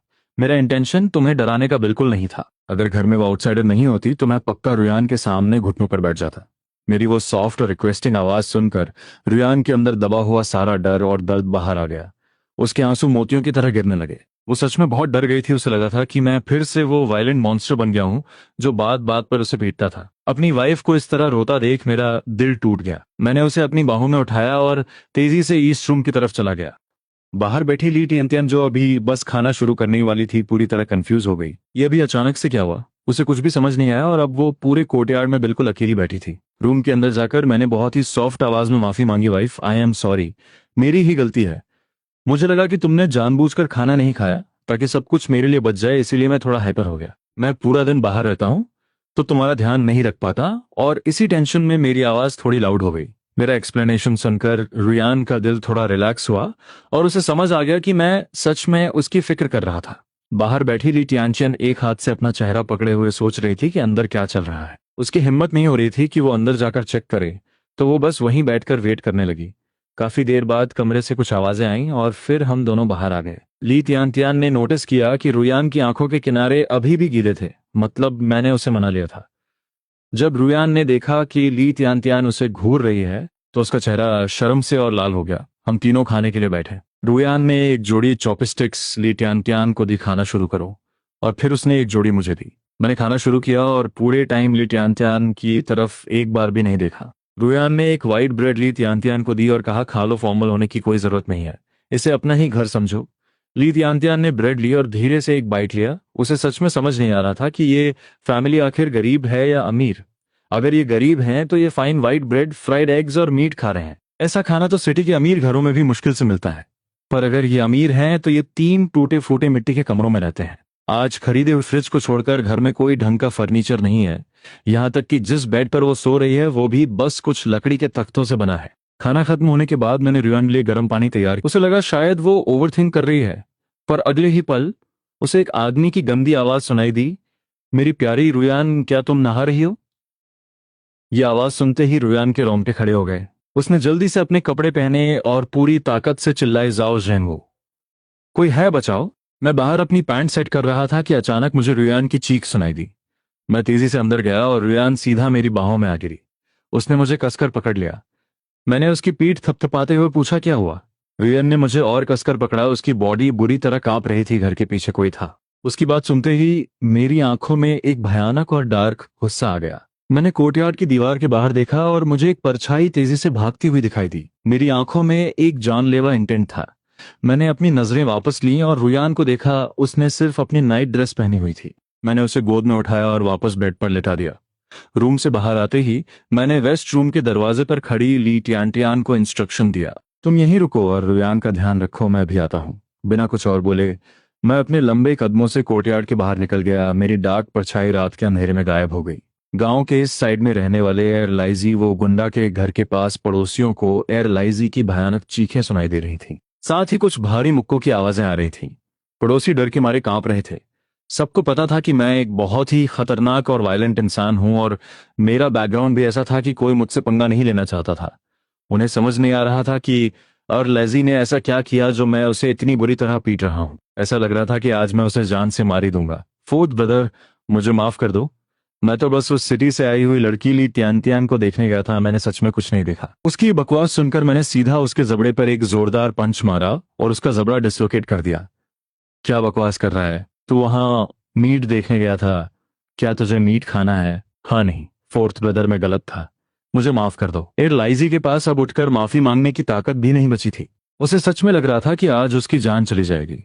एक मोमेंट के लिए मेरे माइंड में आया कि मैं इसे हमेशा के लिए अपाहिज कर दूं, पर रुयान और अपनी बच्ची का चेहरा याद आते ही मैंने अपने मुक्कों की ताकत थोड़ी कम कर दी। घर पर बेड पर लेटी हुई रुयान को टाइम का कोई आइडिया नहीं था। थोड़ी देर बाद उसे कोर्टयार्ड से पानी गिरने की आवाज आई और वो समझ गई कि मैं वापस आ गया हूं और नहा रहा हूं। लगभग 15 मिनट बाद दरवाजा खुलने और बंद होने की आवाज आई। अंधेरे में मैंने सोचा कि रुयान सो गई है। जैसे ही मैं बेड पर चढ़ने लगा, रुयान की आवाज आई, तुम आ गए। उसने तुरंत लाइट ऑन कर दी। मैंने अपना मोशन रोका और उसे देखा। वो अपना सिर अपने एक हाथ पर टिकाए हुए लेटी थी। उसके काले बाल उसके गोरे कंधों पर फैले हुए थे। उसने सिर्फ एक पतली सी स्लीवलेस टी शर्ट और शॉर्ट्स पहने हुए थे। उसकी गोरी और लंबी टांगे पूरी तरह एक्सपोज थीं। इस हॉट सीन को देखकर मेरी आंखों में एक इंटेंस डिजायर आ गई। मैं उसके पास गया और उसके एकदम करीब लेट गया। फिर मैंने हाथ बढ़ाकर लाइट ऑफ कर दी। अंधेरे में मैंने रुयान को अपनी बाहों में लिया। उसकी पतली कमर पर हाथ रखा और प्यार से उसकी पीठ सहलाते हुए बोला, अब सब ठीक है वाइफ, डरो मत। उसकी आधी बॉडी मेरे ऊपर थी और मैं उसके इस सॉफ्ट टच से खुद को कंट्रोल करने की कोशिश कर रहा था। अंधेरे में उसकी बॉडी से आने वाली वो स्वीट सी खुशबू मुझे और क्रेजी कर रही थी। मैंने अपना थ्रोट क्लियर किया और एक डीप भारी आवाज में कहा, सब ठीक है, अब सो जाओ। जब तक मैं वापस नहीं आया था वो सो नहीं पा रही थी। उसे डर था कि कहीं मैं गुस्से में उस आदमी को जान से न मार दूं और गांव के लोग फिर से हमारे बारे में उल्टी सीधी बातें न बनाने लगे। वो बहुत डरी हुई थी, इसीलिए वो एक बिल्ली के बच्चे की तरह मेरी बाहों में छिपी हुई थी। मेरे मजबूत सीने पर सिर रखकर मेरी हार्ट बीट सुनते हुए फाइनली उसका रोना बंद हो गया। वो जोर से रो भी नहीं पा रही थी। उसे डर था कि बच्ची की नींद न खुल जाए। अपनी वाइफ की ये हालत देखकर मुझे लगा कि मैंने उस एयरलाइजी को बहुत कम पीटा है। मुझे लगा था कि मेरे डर से गांव का कोई भी आदमी मेरी वाइफ की तरफ देखने की हिम्मत नहीं करेगा। पर किसी में इतनी हिम्मत कैसे आ गई? खैर, आज के बाद गांव का कोई भी इंसान ऐसी घटिया हरकत करने की हिम्मत नहीं करेगा। मेरे चेहरे पर थकान देखकर रियान सोचने लगी कि मैं पूरा दिन शीहो ढूंढने में मेहनत करता हूँ, फिर उसे बेचकर जो पैसे आते हैं वो मुझे दे देता है और अब मुझे प्रोटेक्ट भी कर रहा है। उसे फाइनली यकीन हो गया था कि मैं सच में बदल गया हूँ। अंधेरे में रोते रोते रुयान फाइनली सो गई। उसकी एक जैसी सांसों की आवाज सुनकर मुझे भी रिलैक्स फील हुआ। अगली सुबह रियान गहरी नींद में थी जब उसे बाहर से बहुत शोर शराबा सुनाई दिया। कोर्टयार्ड के बाहर जॉ की वाइफ काम करने वाले लोगों को मीठा पानी सर्व कर रही थी। उस टाइम शुगर भी एक बहुत रेयर आइटम था जिसे लोग आसानी से यूज नहीं करते थे। वहां खड़ी एक गॉसिप करने वाली औरत साओ फुंगजे ने मीठा पानी पिया और जाओ की वाइफ के पास आकर धीरे से पूछा, भाभी कल रात मुझे तुम्हारे फोर्थ ब्रदर के घर से रुयान की चिल्लाने की आवाज आई थी, क्या कुछ हुआ था? जाओ की वाइफ ने पानी का जग नीचे रखा और उस गॉसिप करने वाली औरत को देखा। अरे तुम्हारा घर तो यहाँ से 2 मील दूर है, तुम्हें कैसे सुनाई दिया? क्या तुम रात को फ्री होकर यंग कपल्स के घरों के बाहर उनकी बातें सुनने जाती हो? मैं इतनी भी फ्री नहीं हूं। क्या तुम लोगों के बेडरूम के बाहर कान लगाकर उनकी बातें सुनती हो? साओ फोंगजे ने एक फेक स्माइल दी और कुछ नहीं बोली। कल रात उसे खबर मिली थी कि मैंने गांव के ईस्ट साइड रहने वाले एयरलाइजी को इतनी बुरी तरह पीटा है कि वो आधा मर चुका है और उसकी एक टांग भी टूट गई है। और साथ ही मेरे घर आई हुई वो सिटी गर्ल भी बहुत नखरे कर रही थी। तो उसने अपने दिमाग में एक थ्योरी बना ली थी, पक्का उस सिटी गर्ल ने मेरे फोर्थ ब्रदर साथ कोई अफेयर किया होगा। वो ये मनगढ़ंत कहानी पूरे गांव में फैलाने के लिए बेताब थी। जाओ की वाइफ को उसकी बातों में कोई इंटरेस्ट नहीं था। काओ फंगजे असल में जाओ के सबसे बड़े मामा के दूसरे बेटे की वाइफ थी। वो दिखने में तो सुंदर थी, पर उसका नेचर बहुत ही घटिया था। वो हमेशा दूसरों की बुराई करती थी और बिना सोचे कुछ भी बोल देती थी। जाओ की वाइफ ने बाकी लोगों को पानी दिया और फिर मेरे पास आकर धीरे से बोली, तुम जाकर वॉन्चिंग रुयन को देख लो। वो तो सुबह जल्दी। मुझे याद आया कि जब मैं सुबह उठा था तो वो सो रही थी और अभी सुबह के 10 बज रहे थे। मुझे थोड़ी टेंशन हुई। मैंने जल्दी से हाथ धोए और अपने लंबे कदमों से घर के मेन रूम की तरफ गया। दरवाजा खोला और अंदर जाकर उसे बंद कर दिया। फिर मैंने बेडरूम का पर्दा हटाया और अंदर गया। बेड पर लेटी हुई मेरी खूबसूरत वाइफ को देखकर मेरी सांसें अटक गईं। उसने बहुत ही छोटे कपड़े पहने हुए थे। शॉर्ट्स इतने छोटे थे कि उसकी गोरी और सॉफ्ट थाइज साफ दिख रही थीं। दरवाजा खुलने की आवाज से रुयान की आंख खुल गई। मैंने तुरंत आगे बढ़कर उसे अपनी बाहों में भर लिया। मेरा एक हाथ उसकी कमर पर था और दूसरा उसके हिप्स पर। मेरी सांसों में उसके सॉफ्ट और खुशबूदार शरीर की महक भर गई। मैंने उसके कान के पास अपनी आवाज को थोड़ा डीप करते हुए कहा, उठ गई? चलो जल्दी से कपड़े बदल लो, मैं तुम्हारे लिए नाश्ता लेकर आता हूँ। मेरी आवाज में एक अजीब सा नशा था। रुयन ने देखा कि कमरे के पर्दे अभी भी बंद थे और बाहर से बहुत शोर आ रहा था। उसने कंफ्यूज होकर पूछा, बाहर इतना शोर क्यों है? कोर्टयार्ड में क्या हो रहा है? मैंने मुश्किल से अपने गले को साफ किया। मैं उस नरम एहसास को इग्नोर करने की कोशिश कर रहा था जो मेरी चेस्ट पर था। मैंने स्माइल करते हुए कहा, तुम अभी बाहर मत आना, तो फिर मुझे छोड़ो ना, रुयान ने कहा। पर मैंने उसे छोड़ने के बजाय और भी कसकर पकड़ लिया और एक फ्लर्टी स्माइल के साथ बोला, पहले मुझे किस करो फिर छोड़ूंगा। क्या बचपना है? छोड़ो मुझे, बाहर इतने सारे लोग हैं। रुयान ने मुझे दूर धकेलने की कोशिश की। इसमें बचपना क्या है? तुम मेरी वाइफ हो। अगर तुम मुझे किस भी नहीं कर सकती तो क्या तुम मुझसे प्यार नहीं करती? मैंने एक फेक उदास आवाज में कहा। रियान कुछ एक्सप्लेन करना चाहती थी पर उसने कुछ नहीं बोला और चुपचाप आगे आकर मेरे गाल पर एक हल्का सा किस कर दिया। लो हो गया, अब मुझे छोड़ो। मेरे गाल पर उसका वो सॉफ्ट टच महसूस होते ही मेरी आंखों में एक चमक आ गई। मैंने खुशी से उसका वो छोटा सा चेहरा अपने हाथों में पकड़ा और उसके होठों पर एक इंटेंस किस कर दिया। अगले ही पल रियन की सांसों में एक गर्म और पैशनेट एहसास भर गया। मेरी काली आंखें हल्की सी कांपी जब मैं उसके उन नरम और गर्म होठों को महसूस किया तो मुझे ऐसा लगा जैसे करंट लग गया हो। मैंने उसकी पतली कमर को और कसकर पकड़ लिया। मेरा बस चलता तो मैं उस सॉफ्ट बॉडी को अपने अंदर ही समा लेता। क्या कर रहे हो? क्या तुम थकते नहीं हो? रुयान ने मुझे हल्का सा धक्का देते हुए कहा। मेरी आंखों में एक गहरा रंग आ गया और मैंने एक रिलैक्स टोन में कहा, मैं तो बस अपना प्यार दिखा रहा था। रुयान ने अपनी आईब्रो उठाई और बोली, मुझे कमरे में बैठे बैठे बहुत बोरियत हो रही है। क्या मैं बाहर आकर कुछ हेल्प कर दूं? मैंने बिना सोचे तुरंत मना कर दिया, अगर तुम बोर हो रही हो तो मैं भाभी को अंदर भेज दूंगा, वो तुमसे बातें करेंगी। मेरी बात सुनकर रुयान को समझ आ गया कि मैं उसे बाहर नहीं आने दूंगा। जब मैं कमरे से बाहर गया तो वो बोर होकर वापस बच्ची के साथ खेलने लगी। बाहर बहुत सारे लोग काम कर रहे थे, इसलिए उसी दिन शाम 4 बजे तक दीवार पूरी बन गई। 2 मीटर ऊंची दीवार और उसके ऊपर मैंने बहुत सारे टूटे हुए कांच के टुकड़े लगवा दिए। अब कोई बिना सीढ़ी के 2 मीटर ऊंची दीवार कूदने का सोच भी नहीं सकता था, और अगर वो कांच पर चढ़ा तो उसका बुरा हाल होना तय था। गांव में घर बनाने से पहले दीवार बनाने वाला मैं पहला इंसान था। तुम्हें पता है, कल रात जब मैं वॉशरूम गई थी तो मैंने उसे लाइजी को रियोन के कमरे से चुपके से बाहर आते हुए देखा। काओफंगजे ने एक गंदी स्माइल के साथ कहा, मुझे तो लगता है कि उन दोनों के बीच कुछ चल रहा है। क्या सच में? जेंग नोंगशा ने शौक में कहा, अगर ये सच है तो रुयन तो बहुत ही कैरेक्टरलेस औरत है। वो दोनों औरतें आंखें मटकाते हुए कानाफूसी कर रही थी और रियान के बारे में बहुत ही चीप बातें कर रही थी। मैं उन दोनों को दूर से घूर रहा था और उनकी एक एक बात मेरे कानों तक पहुंच गई। ये दोनों औरतें सच में बहुत घटिया हैं। मेरे माँ ने इन दोनों चुड़ैलों से शादी कैसे कर ली? वो यहाँ हेल्प करने नहीं आई थी, बस फ्री का मीठा पानी पीने आई थी। मैंने नोटिस किया था कि चाओ फोंगजे एक बड़ा सा मग लेकर आई थी और उसकी पॉकेट भी फुल थी। पक्का उसने काम करने वालों के लिए रखे हुए स्नैक्स चुराए होंगे। कल रात मैंने एयर लाइजी को तो सब सिखा दिया, पर इन दोनों चुड़ैलों को भी एक ही बार में ऐसा सबक सिखाना पड़ेगा कि ये दोबारा अपना गंदा मुंह न खोलें। रात का डिनर करने के बाद मैं सीधे अपने मामा वांग दशान के घर की तरफ निकल पड़ा। मेरे मामा और उनके दोनों बेटे अभी भी एक ही घर में रहते थे। जब मैं वहां पहुंचा तो वो सब डिनर कर रहे थे। मुझे इस टाइम वहां देखकर सब शॉक हो गए। जिंगू, तुमने खाना खा लिया? मामा ने पूछा। मैंने बस सिर हिलाया और उनकी वाइफ लिऊ शूचिंग को इग्नोर करते हुए सीधे साओ फोंगजे की तरफ बढ़ा। इससे पहले कि कोई कुछ समझ पाता, मैंने उसका बाल पकड़ा और उसे जोर से खींचा। मेरी इस हरकत से सब फ्रीज हो गए। जब साओ फोंगजे दर्द से चिल्लाई तब जाकर सबको होश आया। उसका हस्बैंड वोंग ही तुरंत खड़ा हुआ और चिल्लाया, जंगो, तुम पागल हो गए हो क्या? मैंने एक कोल्ड स्माइल दी, मैं पागल नहीं हुआ हूं, अपनी इस वाइफ से पूछो कि ये क्या कर रही है।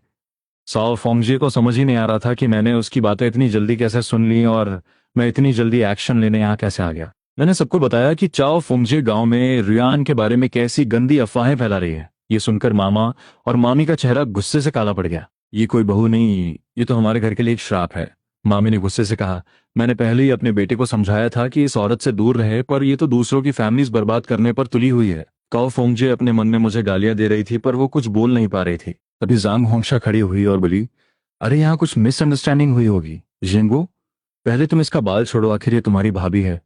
मैंने जांग होंगशा को एक घूरती हुई नजर दी और चिल्लाया, तू भी कोई दूध की धूली नहीं है। अपना मुंह बंद रख और चुपचाप बैठ जा। जांग होंगशा डर कर बैठ गई। उसने अपने हस्बैंड वांग योंग को देखा, पर वो चुप था। वो इस पचड़े में नहीं पड़ना चाहता था। मैंने अपना हाथ उठाया और एक जोरदार थप्पड़ चाओ फोंगजे के मुंह पर दे मारा। मैंने तुझे अपना गंदा मुंह बंद रखने को कहा था ना, आज मैं तेरा मुंह तोड़ दूंगा। साओ फोंगजी को इतना जोरदार थप्पड़ पड़ा कि वो ब्लैंक हो गई। उसे यकीन ही नहीं हो रहा था कि मैं उसे इस तरह पीटूंगा, और सबसे बड़ी बात, उसके घर का कोई भी इंसान मुझे रोक नहीं रहा था। मैंने उसे लगातार 6 थप्पड़ मारे और फिर छोड़ दिया। साओ फोंगजे चक्कर खाकर अपने हस्बैंड पर गिरी, पर उसने भी उसे गुस्से में पीछे धकेल दिया। मामा ने उसे घूरते हुए कहा, तू इसी लायक है, तुझे पीटना ही चाहिए। मामी ने भी उसे खूब डांटा, तेरे दिमाग में क्या कचरा भरा है? तू जेंगो और उसकी वाइफ की खुशी क्यों नहीं देख सकती? तू गांव में ऐसी गंदी बातें फैला रही है ताकि उनका डिवोर्स हो जाए। जब किसी ने भी उसका सपोर्ट नहीं किया तो साओ फोंगजे को समझ आ गया कि उसके पास झूठ बोलने के अलावा कोई ऑप्शन नहीं है। मैंने हंसते हुए कहा, तूने वो बातें नहीं बोली तो क्या तू कसम खा सकती है? अगर तू झूठ बोल रही है तो तेरी पूरी फैमिली मर जाएगी। तेरे माँ बाप तड़प तड़प कर मरेंगे और तेरे बच्चे भी। साओ फोंगजे ने जैसे चालाक इंसान के सामने बहुत कमजोर थी। मेरे इन 2 सेंटेंसेस ने ही उसका मुंह बंद कर दिया। वो अंदर से डर गई और कुछ भी नहीं बोल पाई। सबको समझ आ गया था कि सच क्या है। मैंने वहां खड़े सबको देखा और एक वार्निंग टोन में कहा, आज मैं बात क्लियर कर रहा हूं। अगर आज के बाद मुझे गांव में मेरे या मेरी वाइफ के खिलाफ कोई भी अफवाह सुनाई दी तो मैं किसी भी रिश्ते की परवाह नहीं करूंगा। अगर मैंने किसी को मार भी दिया तो मेरी कोई रिस्पॉन्सिबिलिटी नहीं होगी। इतना बोलकर मैंने साओ फोंगजे को 2 जोरदार किक्स मारी। वांग ही, उसका हस्बैंड, भी आगे आया और अपनी वाइफ को बुरी तरह पीटने लगा। साओ फोंगजे का चेहरा सूज गया था। वो रो रोकर माफी मांग रही थी, पर कोई भी उसे बचाने नहीं आया। जब मैं वहां से नहीं गया तो सबको समझ आ गया कि मेरा गुस्सा अभी शांत नहीं हुआ है। जो भी मुझे बस करो वांग हे, अगर इसे ज्यादा चोट लग गई तो हॉस्पिटल का बिल भी हमें ही भरना पड़ेगा। वांग हे ने अपना उठा हुआ हाथ एक जोरदार थप्पड़ के साथ क्याओ फोंगजे के चेहरे पर दे मारा, जिससे उसके होठों से खून निकलने लगा। मैंने एक कोल्ड स्माइल दी। मैंने तुझे वार्निंग दी थी ना, अगर तूने अगली बार फिर से बकवास की तो मैं तेरा मुंह हमेशा के लिए सिल दूंगा। ये वार्निंग देकर मैं वहां से निकल गया। घर में सिर्फ साओ फोंगजी के रोने की आवाज गूंज रही थी। इन दोनों चुड़ैलों को सबक सिखाने के बाद मैं बहुत खुश और रिलैक्स्ड फील कर रहा था। मैं खुशी खुशी अपनी वाइफ के पास वापस घर आ गया। मेरे जाने के बाद मामा ने मामी को इशारा किया कि वो अपनी बहुओं को किचन में ले जाकर काम करवाए। मामा ने अपनी पाइप टेबल पे मारी और अपने दोनों बेटों को घूरते हुए बोले, वांग ही, वांग योंग, अपनी अपनी औरतों को कंट्रोल में रखो। अगर गांव में मेरे भांजे के बारे में कोई भी अफवाह उड़ी तो मैं तुम दोनों को भी नहीं बचाऊंगा। फोर्थ ब्रदर जेनरू पहले भी खतरनाक था और अब वो थोड़ा सुधर गया है, पर मुझे लगता है वो पहले से भी ज्यादा वायलेंट और खूंखार हो गया है। वांग ही और वांग योंग सिर झुकाए हुए खड़े थे। उनकी कुछ भी बोलने की हिम्मत नहीं थी। पुराने लकड़ी के दरवाजे के खुलने की आवाज आई। काओ फोंगजे ने अपनी आंखें बंद कर लीं। उसे समझ नहीं आ रहा था कि वो क्या करे। उसकी शादी को कुछ ही महीने हुए थे और वो अभी प्रेग्नेंट भी नहीं थी। उसके सास ससुर और हस्बैंड ने उसे पिटता हुआ देखा, पर किसी ने उसकी हेल्प नहीं की। ये सब आखिर कैसे इंसान है? वैंग ही कमरे में आया और बिना कुछ बोले बेड पे बैठ गया। उसका माइंड बहुत डिस्टर्ब था। ये जेंगू कोई नॉर्मल इंसान नहीं है। पिताजी ने सही कहा कि उससे दूर ही रहना चाहिए, पर वांग हे अपनी इस खूबसूरत वाइफ को भी छोड़ना नहीं चाहता था। दोनों ने एक दूसरे को देखा, पर कुछ नहीं बोले। थोड़ी देर बाद साओ फोंगजे उठी और रोते हुए बोली, मुझे माफ कर दो, मेरी ही गलती थी। वांग ही शौक में था। उसने कभी नहीं सोचा था कि उसकी इगोइस्टिक वाइफ कभी माफी भी मांगेगी। आज के बाद मैं शांति से तुम्हारे साथ रहूंगी। मैं प्रॉमिस करती हूँ कि मैं घर से बाहर भी नहीं निकलूंगी। वांग ही ने उसे कुछ देर तक घूरा और फिर कमरे से बाहर चला गया। काओ फोंगजे ने उसकी तरफ देखा और कंफ्यूज हो गई। शायद मुझे खुद ही कुछ इनिशिएटिव लेना पड़ेगा। आज की ये पिटाई वेस्ट नहीं जानी चाहिए। अगली सुबह रियन ने रात का गूथा हुआ आटा लिया। उसने आटे में थोड़ा फाइन आटा, नमक और मसाले मिक्स किए, फिर गरम तेल डालकर एक बढ़िया सा ऑयल पेस्ट तैयार किया। रियान ने उस आटे को 5 छोटे छोटे पोर्शंस में डिवाइड किया, उन पर तेल लगाया और उन्हें ओवल शेप में बेल लिया। फिर उसने ऑयल पेस्ट और स्प्रिंग अनियंस डालकर उन्हें रोल किया और एक पैन में फ्राई होने के लिए डाल दिया। जब वो गोल्डन ब्राउन हो गए तो वो सर्व करने के लिए रेडी थे। रुयान एक छोटा सा पीस टेस्ट करने ही वाली थी कि पीछे से मैंने उसे कसकर गले लगा लिया। वो बुरी तरह डर गई। मेरी हाइट बहुत ज्यादा थी, तो मुझे रुयान को पूरी तरह हक करने के लिए थोड़ा झुकना पड़ा। मेरी ठुड्डी उसके शोल्डर पर रेस्ट कर रही थी। हम दोनों की बॉडीज एक दूसरे से चिपकी हुई थीं और मैं उसे अपनी गर्माहट फील करा रहा था। रुयान कुकिंग में इतनी बिजी थी कि मेरे अचानक गले लगाने से वो सच में कांप गई। पर जब उसे मेरी वो जानी पहचानी खुशबू आई तो वो रिलैक्स हो गई। उसने पलट कर देखा, मेरी नजरें उसके हाथ में रखे हुए उस स्नैक पर थीं। उसने स्माइल करते हुए वो स्नैक सीधा मेरे मुंह में डाल दिया। कैसा बना है? बहुत टेस्टी है। मैंने एक बहुत ही रियल स्माइल दी। वाइफ, तुम्हें मेरे लिए इतनी सुबह उठकर कुकिंग करने की जरूरत नहीं है। तुम बच्ची के साथ आराम से सोया करो। बोलते बोलते मेरी आवाज इतनी सॉफ्ट हो गई कि एंड में कुछ सुनाई ही नहीं दिया। तुम माउंटेन पर हंटिंग करने जाते हो, वहां सुबह बहुत ठंड होती है, तो कुछ गर्म खाना ही अच्छा है। रुयान ने कुछ दिन पहले नोटिस किया था कि मैं सुबह उठकर बस थोड़ा सा पानी और सूखा खाना लेकर निकल जाता था, इसीलिए वो मेरे लिए कुछ अच्छा बना चाहती थी। नाश्ता करने के बाद मैंने अपने बड़े बूट्स पहने, रुयान को बाय बोला, एक बास्केट ली, 3 ब्रेड्स रखे, पानी की बोतल ली और माउंटेन की तरफ निकल पड़ा। अपनी मेमोरी को यूज करते हुए मुझे लगभग 2 घंटे लगे और मैं फाइनली उस जगह पहुंच गया जहां मैंने वो शिहू देखा था। मैंने अपने टूल्स निकाले और काम शुरू कर दिया। दोपहर तक मैंने वहां के सारे शिहू कलेक्ट कर लिए थे। मैं वहीं बैठा, अपनी ब्रेड खाई, पानी पिया और फिर मैंने सोचा कि अभी तो बहुत टाइम है, क्यों ना आसपास थोड़ा और एक्सप्लोर किया जाए। शायद कोई और रेयर हर्ब मिल जाए। और मेरी किस्मत सच में बहुत अच्छी थी। मैंने दूर कुछ लाल लाल रंग के मशरूम्स देखे। नहीं, वो कोई नॉर्मल मशरूम्स नहीं थे। वो 4 अलग अलग साइज के बहुत ही रेयर लिंग्जी मशरूम्स थे। मुझे लगा कि आज माउंटेन पर आना सच में सक्सेसफुल रहा। मुझे पहले क्यों नहीं पता चला कि इस माउंटेन पर इतने सारे ट्रेजर्स छुपे हैं। मैंने अपनी बास्केट नीचे रखी, कुछ पत्तियां तोड़ी और उन्हें बास्केट में बिछा दिया। फिर मैंने बहुत ही केयरफुली उन लिंग्जी मशरूम्स को कट किया और बास्केट में रख दिया। उनके ऊपर मैंने घास की एक और लेयर डाल दी। जब मैं वापस लौटने वाला था तभी मेरी नजर एक छोटे से बिल होल पर पड़ी। उस बिल के बाहर कुछ ताजी मिट्टी और पंजों के निशान थे। ये निशान एक बैजर बैजर एक जंगली जानवर के लग रहे थे। बैजर का मीट बहुत टेस्टी होता है और रुयान की हेल्थ के लिए भी बहुत अच्छा है और इसके फैट से बहुत एक्सपेंसिव मेडिसिन्स बनती हैं। पर बैजर बहुत चालाक जानवर होते हैं, इन्हें पकड़ना बहुत मुश्किल होता है। मैंने डिसाइड किया कि मैं धुएं स्मोक का यूज करके इसे बाहर निकालूंगा। मैंने अपने स्पेस इन्वेंट्री में चेक किया। लकीली मेरे पास थोड़े ड्राई चिलीज, सूखी लाल मिर्च पड़े थे। अब मुझे नीचे जाने की जरूरत नहीं थी।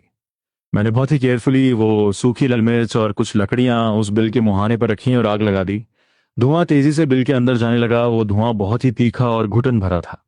मैं साइड में छुपकर वेट करने लगा। जैसे ही बैजर को धुआं फील होगा वो पक्का बाहर भागने की कोशिश करेगा और मैंने बिल के बाहर अपना नेट जाल सेट कर दिया था।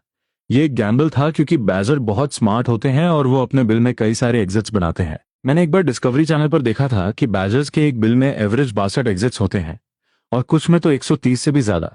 टाइम धीरे धीरे बीत रहा था। माउंटेन पर सिर्फ चिड़ियों की आवाज आ रही थी। मेरी आंखें उस बिल पर फिक्स थीं और मेरे हाथों में पसीना आ रहा था। मैंने आधे घंटे तक वेट किया पर कोई मूवमेंट नहीं हुआ। मैं गिव अप करने ही वाला था। मैं आग बुझाने के लिए गीली लकड़ियां उठाने ही वाला था, क्योंकि अगर जंगल में आग लग गई तो बहुत प्रॉब्लम हो जाएगी। तभी स्क्रैच स्क्रैच बिल के अंदर से आवाज आई। एक बालों वाला बैजर का सिर धुएं में से बाहर निकला। उसकी आंखों में खौफ था और फिर वो पूरा का पूरा बाहर आ गया। वो घबराकर सीधा मेरे नेट की तरफ भागा। मैंने फुल स्पीड में अपना नेट खींचा और उसे ट्रैप कर लिया। ये बैजर लगभग 10 किलो का था और मैंने इसे सिर्फ एक ही बिल से पकड़ लिया था। ये मेरी बहुत बड़ी सक्सेस थी। मैंने अपनी पानी की बोतल से आग को पूरी तरह बुझाया और फिर खुशी खुशी माउंटेन से नीचे उतरने लगा। इस बीच मेरे घर पर गांव के कुछ लोगों को पता चल गया था कि मैंने एक टीवी खरीदा है। वो सब बहुत एक्साइटेड थे क्योंकि उन्होंने आज तक रियल लाइफ में टीवी नहीं देखा था। पूरा दिन मेरे घर में लोगों की भीड़ लगी रही। एक ग्रुप आता और दूसरा जाता। उसी दौरान कुछ लोगों ने देखा कि जाओ जंशिंग मामा मेरे नए घर का मटेरियल लेकर आ रहे हैं। जब उन्हें पता चला कि मैं एक नया घर बना रहा हूं तो सबके एक्सप्रेशंस बदल गए। ये इतना पैसा कहां से ला रहा है? ये नया घर कभी नहीं बना पाएगा। इसने टीवी खरीद कर अपने पैसे वेस्ट कर दिए। ये तो बिजली का भी बिल नहीं भर पाएगा। कुछ लोग मेरे पीछे से मेरी बुराई कर रहे थे। रियान पूरा दिन उन गांव वालों को एंटरटेन करते करते थक गई थी। उसे लग रहा था कि आज हमारे घर में हमारी शादी के दिन से भी ज्यादा भीड़ है। वो बस 1 मिनट के लिए बैठने ही वाली थी कि तभी उसने मुझे अपनी बास्केट लिए हुए वापस आते देखा। उसकी आंखों में एक चमक आ गई। वो तुरंत बच्ची को गोद में लिए मेरी तरफ आई। तुम आज इतनी जल्दी कैसे आ गए? उसने मेरी बास्केट में बहुत सारी घास देखी। वो समझ गई कि मैंने पक्का कुछ बहुत स्पेशल हंट किया है। इसकी किस्मत इतनी अच्छी कैसे हो सकती है? शीहो तो बहुत ही रेयर होता है, फिर ये हर बार कैसे कुछ न कुछ ले आता है। रुयान ने वो नया रेड स्वेटर पहना हुआ था। वो उसमें इतनी खूबसूरत लग रही थी कि मेरी आंखें उस पर से हट ही नहीं रही थी। जैसे ही वो मेरे पास आई, मैं झुका और उसके गाल पर एक किस करने की कोशिश की, पर उसका चेहरा शर्म से लाल हो गया और वो पीछे हट गई। तुम सच में सुधरने वाले नहीं हो। दिन के टाइम सबके सामने तुम ये क्या कर रहे हो? लितियांतियन और भाभी सब यहाँ हैं। रुयान की बात सुनकर मैंने नोटिस किया कि घर में अभी भी गांव के कुछ लोग बैठे हुए थे। मैंने कंफ्यूजन से रुयान को देखा। रुयान ने मुझे एक्सप्लेन किया, सब लोग टीवी देखने आए हैं। लकीली भाभी यहाँ थी तो उन्होंने मेरी बहुत हेल्प की। मैं नोट किया और बच्ची को गोद में लेने के लिए हाथ बढ़ाया, पर फिर मैंने देखा कि मेरे कपड़े गंदे हैं तो मैंने अपना हाथ वापस खींच लिया और बास्केट को सीधा किचन में ले गया। रुयान भी मेरे पीछे आई। मैंने उसके कान के पास कुछ फुसफुसाया। रुयान ने बास्केट को देखा और शौक से नोट किया। मुझे समझ आ गया। उसे नहीं पता था कि मैं आज क्या लेकर आया हूँ, पर उसे इतना पता था कि कल सुबह मुझे फिर से सिटी जाना होगा। वो सोच रही थी कि मैं इतने सारे लोगों के सामने उसके इतने क्लोज कैसे आ गया। ये इंसान सच में बहुत बदल गया है। मुझे अपनी तरफ घूरते हुए देखकर मैंने एक बड़ी सी स्माइल दी और आगे बढ़कर उसके गोरे गाल पर एक जोरदार किस किया। वाइफ, तुमने आज ठीक से खाना खाया ना? मेरी एक किस करने के बाद मेरे हाथ उसकी कमर पर चले गए। तुम इतनी पतली कैसे हो सकती हो? तुम्हारी कमर तो 16 इंच से भी कम लग रही है। जब मैं घर पे नहीं होता तो तुम्हें अपना ध्यान खुद रखना चाहिए। तुम बहुत कमजोर हो गई हो। रुयान मेरे इस अचानक किए गए एक्शन से घबरा गई। उसने मुझे एक वार्निंग लुक दिया और कुछ बोलने ही वाली थी, तभी बाहर से भाभी की आवाज आई, रुयान अब फोर्थ ब्रदर वापस आ गया है तो मैं चलती हूँ। जाओ, श्याओदी स्कूल से आने वाला होगा। रुयान ने तुरंत भाभी को रोका। भाभी, 1 मिनट रुकिए। उसने बच्ची को मेरे हाथ में दिया और तेजी से बाहर गई। वो ईस्ट रूम से एक पैकेट शुगर कैंडीज लेकर आई और उसे भाभी जाओ की वाइफ के हाथों में दे दिया। उसे डर था कि कहीं मैं उसे रोक ना दूं, इसलिए उसने मुझे बोलने का मौका ही नहीं दिया। उस टाइम में शुगर चीनी एक बहुत ही रेयर और महंगी चीज होती थी जिसे लोग आसानी से नहीं खाते थे। रुयान खुद भी उसे खाने से हिचकिचा रही थी, पर वो जानती थी कि अगर भाभी ने उनकी हेल्प नहीं की होती तो उनके लिए वो मुश्किल दिन काटना और भी मुश्किल हो जाता। आज जब भाभी ने सुना कि हमारे घर बहुत सारे लोग टीवी देखने आ रहे हैं तो वो अपना सारा काम छोड़कर रुयान की हेल्प करने आ गई। अगर भाभी नहीं होती तो रुयान अकेले इतने सारे लोगों को कैसे हैंडल करती? पहले जब हम गरीब थे तो हमने हमेशा भाभी की हेल्प ली थी और कभी उन्हें कुछ वापस नहीं दिया था। पर अब भाभी, ये जेंगो ने खरीदा है, इसे अपने बच्चों के लिए ले जाइए। भाभी के हाथों में वो क्रिस्टल शुगर मिश्री का पैकेट देखकर उनकी आंखें फटी की फटी रह गईं। अरे नहीं, ये तो बहुत महंगी चीज है। उन्होंने तुरंत वो पैकेट रुयान की तरफ वापस किया। नहीं भाभी, आप इसे रख लीजिए। इसे न्यू न्यू भाभी की बेटी को खिलाइएगा। मीठा पानी तो सिर्फ बहुत ही स्पेशल गेस्ट को सर्व किया जाता था। नॉर्मल लोग इसे कहाँ अफोर्ड कर पाते थे। अगर कोई नई दुल्हन अपनी मायके जाते टाइम ये शुगर लेकर जाती तो उसकी फैमिली का बहुत नाम होता। वो दोनों उस पैकेट को लेकर काफी देर तक खींचतान करती रहीं। पैकेट लगभग फटने ही वाला था। फाइनली भाभी ने शर्माते हुए वो शुगर रख ली और अपने घर चली गई। रुयान को डर था कि मैं इस बात पर गुस्सा करूंगा, इसलिए वो मेरे पास आई और हकलाते हुए। मेरे दिल में एक तेज दर्द हुआ। मुझे ऐसा लगा जैसे किसी ने मेरा दिल कसकर पकड़ लिया हो। वो अभी भी मुझ पर ट्रस्ट नहीं कर पा रही थी। उसे हमेशा ये डर लगा रहता था कि उसकी किसी बात पर मैं फिर से उसे पीटना शुरू कर दूंगा। एक लंबे टाइम तक घरेलू हिंसा, डोमेस्टिक वायलेंस सहने के बाद उसके लिए ये मानना बहुत मुश्किल था कि मैं सच में बदल चुका हूँ। ये सब मेरी ही गलती है। मैंने ही अपने कर्मों से ये सब कमाया है। मेरे चुप रहने से रुयान और भी ज्यादा डर गई। उसने अपना सिर नीचे कर लिया और एक अपराधी की तरह बोली, जेंगू, मुझे माफ कर दो। मैं फिर कभी ऐसा नहीं करूंगी, प्लीज गुस्सा मत हो। मैं पूरी तरह स्पीचलेस हो गया। मेरी वाइफ आखिर क्या सोच रही थी? क्या वो एक शुगर का पैकेट भी किसी को नहीं दे सकती? क्या मैं सच में इतना बड़ा मॉन्स्टर था? क्या मैंने पहले गन पाउडर खाया हुआ था जो मैं हर बात पर उसे पीटता था? एक शुगर का पैकेट तो दूर की बात है, अगर वो टीवी भी अपने भाई और भाभी को दे देती तो भी मैं उस पर गुस्सा नहीं करता। तुम इस घर की मालकिन हो, ये सिर्फ कोई डायलॉग नहीं था। मैं सच में ऐसा ही मानता था। मैंने एक हाथ से अपनी बच्ची को पकड़ा और दूसरे हाथ से अपनी वाइफ को अपनी बाहों में खींच लिया। मुझे आज उसके साथ बैठकर सीरियस बात करनी ही पड़ेगी। गलत फहमियों को कभी भी कल पे नहीं छोड़ना चाहिए, वरना वो बढ़ती जाती हैं। अगर हस्बैंड और वाइफ आपस में सही से बात नहीं करेंगे तो सब कुछ बर्बाद हो जाएगा। मैंने प्यार से रुयान की पीठ थपथपाई, अपनी ठुड्डी उसके बालों पर रखी और बहुत ही सॉफ्ट आवाज में कहा, वाइफ, मैंने तुमसे कहा था ना कि इस घर का डिसीजन तुम लोगी। तुम जो चाहो वो कर सकती हो, तुम ही बॉस हो। ये तो सिर्फ एक शुगर का पैकेट था। अगर तुम्हें खानी है तो हम कल और खरीद लेंगे। तुम्हें मेरे रिएक्शन से डरने की कोई जरूरत नहीं है। तुम जो भी डिसीजन लोगी मैं हमेशा उसे सपोर्ट करूंगा। मेरी बातें सुनकर रुयान को लगा कि शायद मैं ताना मार रहा हूं, पर जब मैंने यही बात बार बार रिपीट की तो उसका डर थोड़ा कम हुआ। भगवान जानता है कि मैं अभी कितना डरी हुई थी। मुझे लगा ये अभी मुझ पे हाथ उठाएगा। जब मैंने महसूस किया कि रुयान की हार्ट बीट अब नॉर्मल हो गई है तो मुझे थोड़ा रिलीफ मिला। मुझे समझ आ गया था कि अब मुझे हर रात उसके साथ बैठकर दिल बातें करनी होंगी ताकि उसका डर हमेशा के लिए खत्म हो जाए। मैं उसे सिटी ले जाना चाहता था पर मुझे पता था कि वो नहीं जाएगी, क्योंकि उसे अभी भी डर था कि मैं सिटी ले जाकर बच्ची को बेच दूंगा। तो मैंने सोचा कि फिलहाल उसे आसपास ही। वाइफ, क्या तुम मेरे साथ माउंटेन के नीचे वाले एरिया में चलना चाहोगी? मैं तुम्हारे लिए कुछ हंट करूंगा। रुयान का भी मन था बाहर जाने का। वो कुछ खाना नहीं चाहती थी, बस वो बोर हो गई थी। मैंने उसे कोई भी काम करने से मना किया हुआ था ताकि उसकी हेल्थ रिकवर हो सके। पर वो सोच रही थी, जब मैंने बच्ची को जन्म दिया था तो दूसरे ही दिन इसने मुझे काम पर भेज दिया था। तब इसे मेरी फिक्र नहीं थी, और अब ये इतना केयरिंग कैसे हो गया? उसे ये भी समझ नहीं आ रहा था कि मैंने गांव के लीडर वांग शुआंजू को ऐसा क्या दिया है कि वो हम दोनों को खेतों में काम करने के लिए बुलाने ही नहीं आ रहा है। मैंने देखा कि रुयान बाहर जाने के लिए रेडी है, पर वो कोर्टयार्ड में बैठे लोगों को देखकर हिचकिचा रही थी। उसे डर था कि अगर हम गए तो घर का सामान कोई चोरी ना कर ले। मैं जोर से हंसा, टेंशन मत लो, तुम वेट करो। मैंने बच्ची को गोद में लिया और किचन से बाहर आया। मुझे नहीं पता कि मैंने उन लोगों को क्या बोला, पर कुछ ही देर में मेन रूम में बैठे सारे लोग बाहर आ गए। मैंने उस सिटी गर्ल ली टियान को भी बाहर निकाल दिया और दरवाजे पर ताला लगा दिया। ली टियान असल में हमारे साथ माउंटेन पर जाना चाहती थी। उसने सुना था कि माउंटेन पर कई जंगली जानवर होते हैं और वो सिटी यूथ्स वहां जाने से डरते थे। पर उसने देखा कि हम उसे अपने साथ नहीं ले जाना चाहते, तो वो चुपचाप गांव में ही घूमने निकल गई। रास्ते में मैंने नोटिस किया कि रुयन बार बार मुझे देख रही है। वो कुछ बोलना चाह रही थी। वो अचानक रुकी और बहुत ही उम्मीद भरी नजरों से मेरी तरफ देखते हुए बोली, जिंगू, क्या मैं कल अपनी फैमिली से मिलने जा सकती हूँ? इतना टाइम बाद उसका हस्बैंड मैं फाइनली एक नॉर्मल इंसान बन गया था, जो पैसे कमाता था और अपनी फैमिली का ध्यान रखता था। वो अपनी माँ को ये बताना चाहती थी ताकि वो उसकी शादी को लेकर अब और टेंशन ना ले। मुझे लगा था कि वो कोई बहुत बड़ी बात बोलने वाली है, पर यह तो बहुत ही छोटी सी बात थी। मैंने एक हाथ से अपनी बेटी को पकड़ा और दूसरे हाथ से रन का हाथ थामते हुए कहा, कल मैं भी तुम्हारे साथ चलूंगा, तुम बस घर पर मेरा वेट करना। मुझे याद था कि मैंने अपनी सास से बहुत पैसे छीने थे। कल सिटी जाकर मुझे अपने सारे हर्ब्स और डियर मीट हिरन का गोश्त बेचना था। उससे मुझे इतने पैसे मिल जाएंगे कि मैं सास का सारा उधार चुका सकूं, और मैं उनके लिए कुछ गिफ्ट्स भी ले आऊंगा।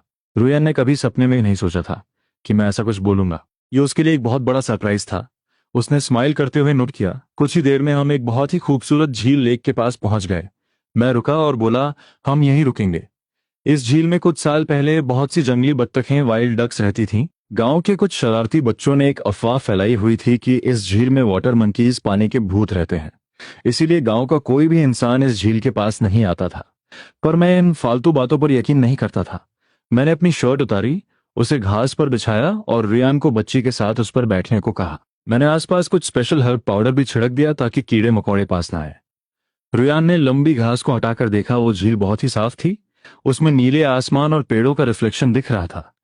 तभी उसे घास के अंदर से कुछ बत्तखों की क्वैक क्वैक आवाज सुनाई दी। उसने एक्साइटमेंट के साथ मुझसे पूछा, क्या तुमने पिछली बार वो वाइल्ड डक यहीं से हंट की थी? मैंने नोट करते हुए कहा, हाँ, तो यहाँ पक्का उनके अंडे भी होंगे। ये सीजन उनके अंडे देने का है। रुयान ने उन लंबी घासों को हटाया और उस आवाज की तरफ बढ़ने लगी ताकि कुछ अंडे कलेक्ट कर सके। पर इससे पहले कि वो पास पहुंचती, उन जंगली बत्तखों को आहट मिल गई और वो फड़फड़ाते हुए आसमान में उड़ गई। रुयान को थोड़ा एम्बैरेसिंग फील हुआ। अरे वो सब तो उड़ गई, मैं तो बस उसे घुमाने लाया था, मुझे हंटिंग की कोई टेंशन नहीं थी। मैंने रिलैक्स टोन में कहा, कोई बात नहीं, तुम आराम करो, मैं ढूंढता हूँ। हालांकि मैंने कुछ नहीं कहा, पर यान को लग रहा था कि उसकी वजह से मेरा शिकार भाग गया। अगर मैं इतनी जल्दबाजी नहीं करती तो शायद ये एक दो बत्तखों को हंट कर लेता। मुझे नहीं चाहिए था कि रुयान उस घनी घास में जाए, तो मैंने उसे वापस भेज दिया और खुद उस घास के अंदर चला गया। मैंने ध्यान से देखा और मुझे बत्तखों के कई घोंसले मिल गए, जो उन्होंने सूखी घास और अपने ही पंखों से बनाए थे। हर घोंसले में कुछ ग्रे, ग्रीन, ग्रे और हरे रंग के अंडे रखे हुए थे। ये तो बहुत सारे हैं। मैंने कुछ अंडे उठाए और रुयान को दिखाने के लिए वापस आया। मैं तो बस उसे घुमाने लाया था, इसलिए मैं कोई बास्केट कर नहीं आया था। रुयान ने मेरे हाथों में अंडे देखे और पूछा, हम इन्हें घर कैसे लेकर जाएंगे? हम दोनों के पास सिर्फ 4 हाथ थे, हम मुश्किल से 10-12 अंडे ही ले जा सकते थे, पर वहां तो बहुत सारे अंडे थे। रुयान, जो हमेशा से बहुत सेविंग्स करती थी, उसे लग रहा था कि इतने सारे अंडे छोड़ना एक बहुत बड़ा नुकसान होगा। मैं सोच ही रहा था कि मैं अपने मैजिकल स्पेस से एक बास्केट निकाल लूं और बोल दूं कि मुझे ये यहीं पड़ी मिली। तभी रुयान ने झील के पास कुछ टेस्ट ट्री, एक तरह का पेड़ जिसकी टहनियां बास्केट बनाने के काम आती हैं, देखे। उसने बच्ची को मेरी तरफ बढ़ाया और बोली, तुम बच्ची को पकड़ो, मेरे पास एक आइडिया है। मैंने अंडे जमीन पर रखे और बच्ची को ले लिया।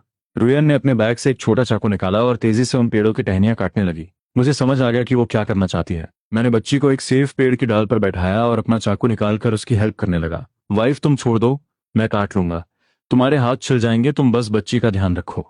रुयान के हाथ बहुत ही गोरे और सॉफ्ट थे और उन टहनियों पर बहुत सारे कांटे थे। अगर वो ये काम करती तो उसके हाथ पक्का कट जाते। मेरी स्पीड बहुत तेज थी। कुछ ही देर में मैंने बहुत सारी टहनियां काट ली। मैंने एक साफ जगह ढूंढी, टहनियों से पत्ते हटाए और रुयान ने उन्हें जमीन पर रखकर एक बास्केट बुनना शुरू कर दिया। मैं बस वहीं खड़ा उसे काम करते हुए देख रहा था। मैं इस काम में उसकी कोई हेल्प नहीं कर सकता था।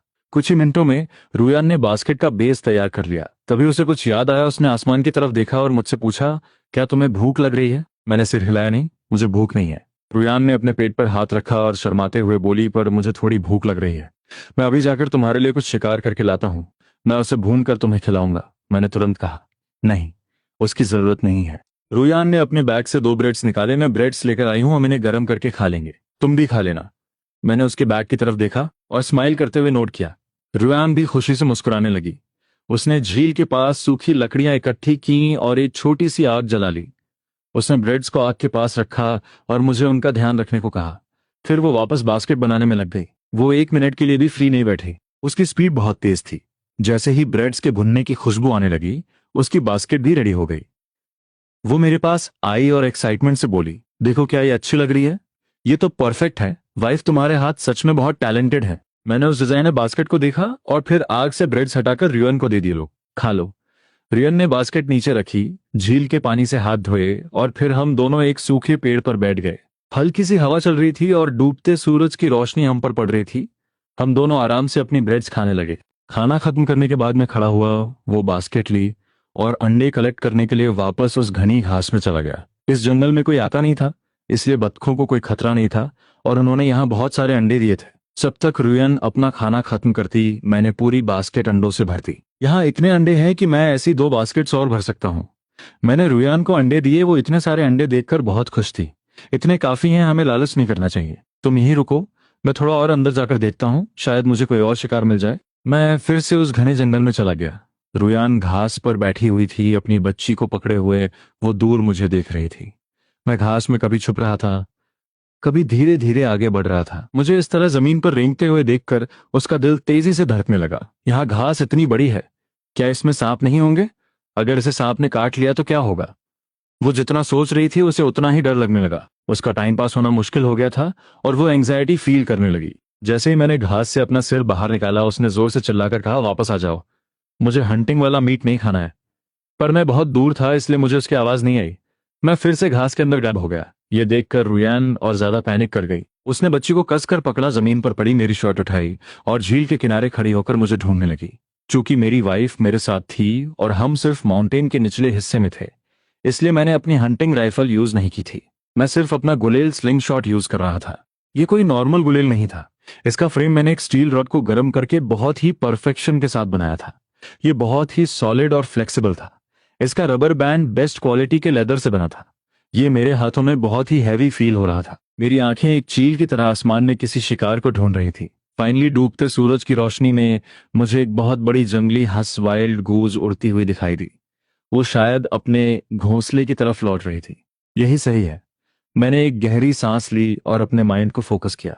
मैंने धीरे से अपना गुलेल उठाया। मेरे गुलेल की रेंज लिमिटेड थी और वो हंस बहुत ऊंचाई पर उड़ रही थी। पर मेरे पास एक ट्रिक थी। Soup soup soup. मैंने एक साथ 3 पत्थर हवा में छोड़े। पहला पत्थर हवा में गया, दूसरा उसके ठीक पीछे और दूसरा पत्थर पहले वाले से टकराया। फिर तीसरा पत्थर उन दोनों से टकराया। इस इम्पैक्ट से पहले पत्थर की स्पीड और रेंज डबल हो गई और वो सीधा आसमान में उस हंस की तरफ गया। और बैंग, वो पहला पत्थर सीधा उस हंस के पंख पर जाकर लगा। क्वाक! वो हंस हवा में अपना बैलेंस खो बैठी। वो गोल गोल घूमने लगी और फाइनली वो सीधा जमीन पर आकर गिरी। मेरा दिल खुशी और प्राइड से भर गया। मैंने अपना गुलेल पकड़ा और उस हंस के गिरने की डायरेक्शन में दौड़ा। जब मैंने उस भारी हंस को उठाया और वापस लौटने लगा, तो मैंने देखा कि रुयान बच्ची को गोद में लिए तेजी से माउंटेन की तरफ ऊपर आ रही थी। ये देखकर मेरी सांसें अटक गईं। माउंटेन का रास्ता बहुत स्लिपरी फिसलन वाला था। मैंने तुरंत चिल्लाकर कहा, रुको, ऊपर मत आना, ये डेंजरस है। मेरी अचानक आई आवाज से रुयान रुक गई। उसकी आवाज कांप रही थी, तुम जल्दी नीचे आ जाओ, मुझे नहीं खाना वो शिकार, तुम बस नीचे आ जाओ। बोलते बोलते उसकी आंखें आंसुओं से भर गईं। वो इतनी देर से मुझे घास में ढूंढ रही थी, उसे लगा था कि मेरे साथ कुछ बहुत बुरा हो गया है। अगर ऐसे कुछ हो गया तो मेरा क्या होगा। मैं समझ गया कि वो बहुत ज्यादा डर गई थी। अब मेरा हंटिंग का सारा मूड खराब हो गया था। मैंने जल्दी से कहा, ठीक है ठीक है, मैं आ रहा हूं, तुम वहीं रुको, मैं आ रहा हूं। मैं उस बड़ी सी हंस को एक हाथ से पकड़े हुए तेजी से नीचे आया। मैंने रुयान की लाल और नम आंखें देखी और पूछा, क्या हुआ, तुम रो क्यों रही हो, चलो हम घर चलते हैं।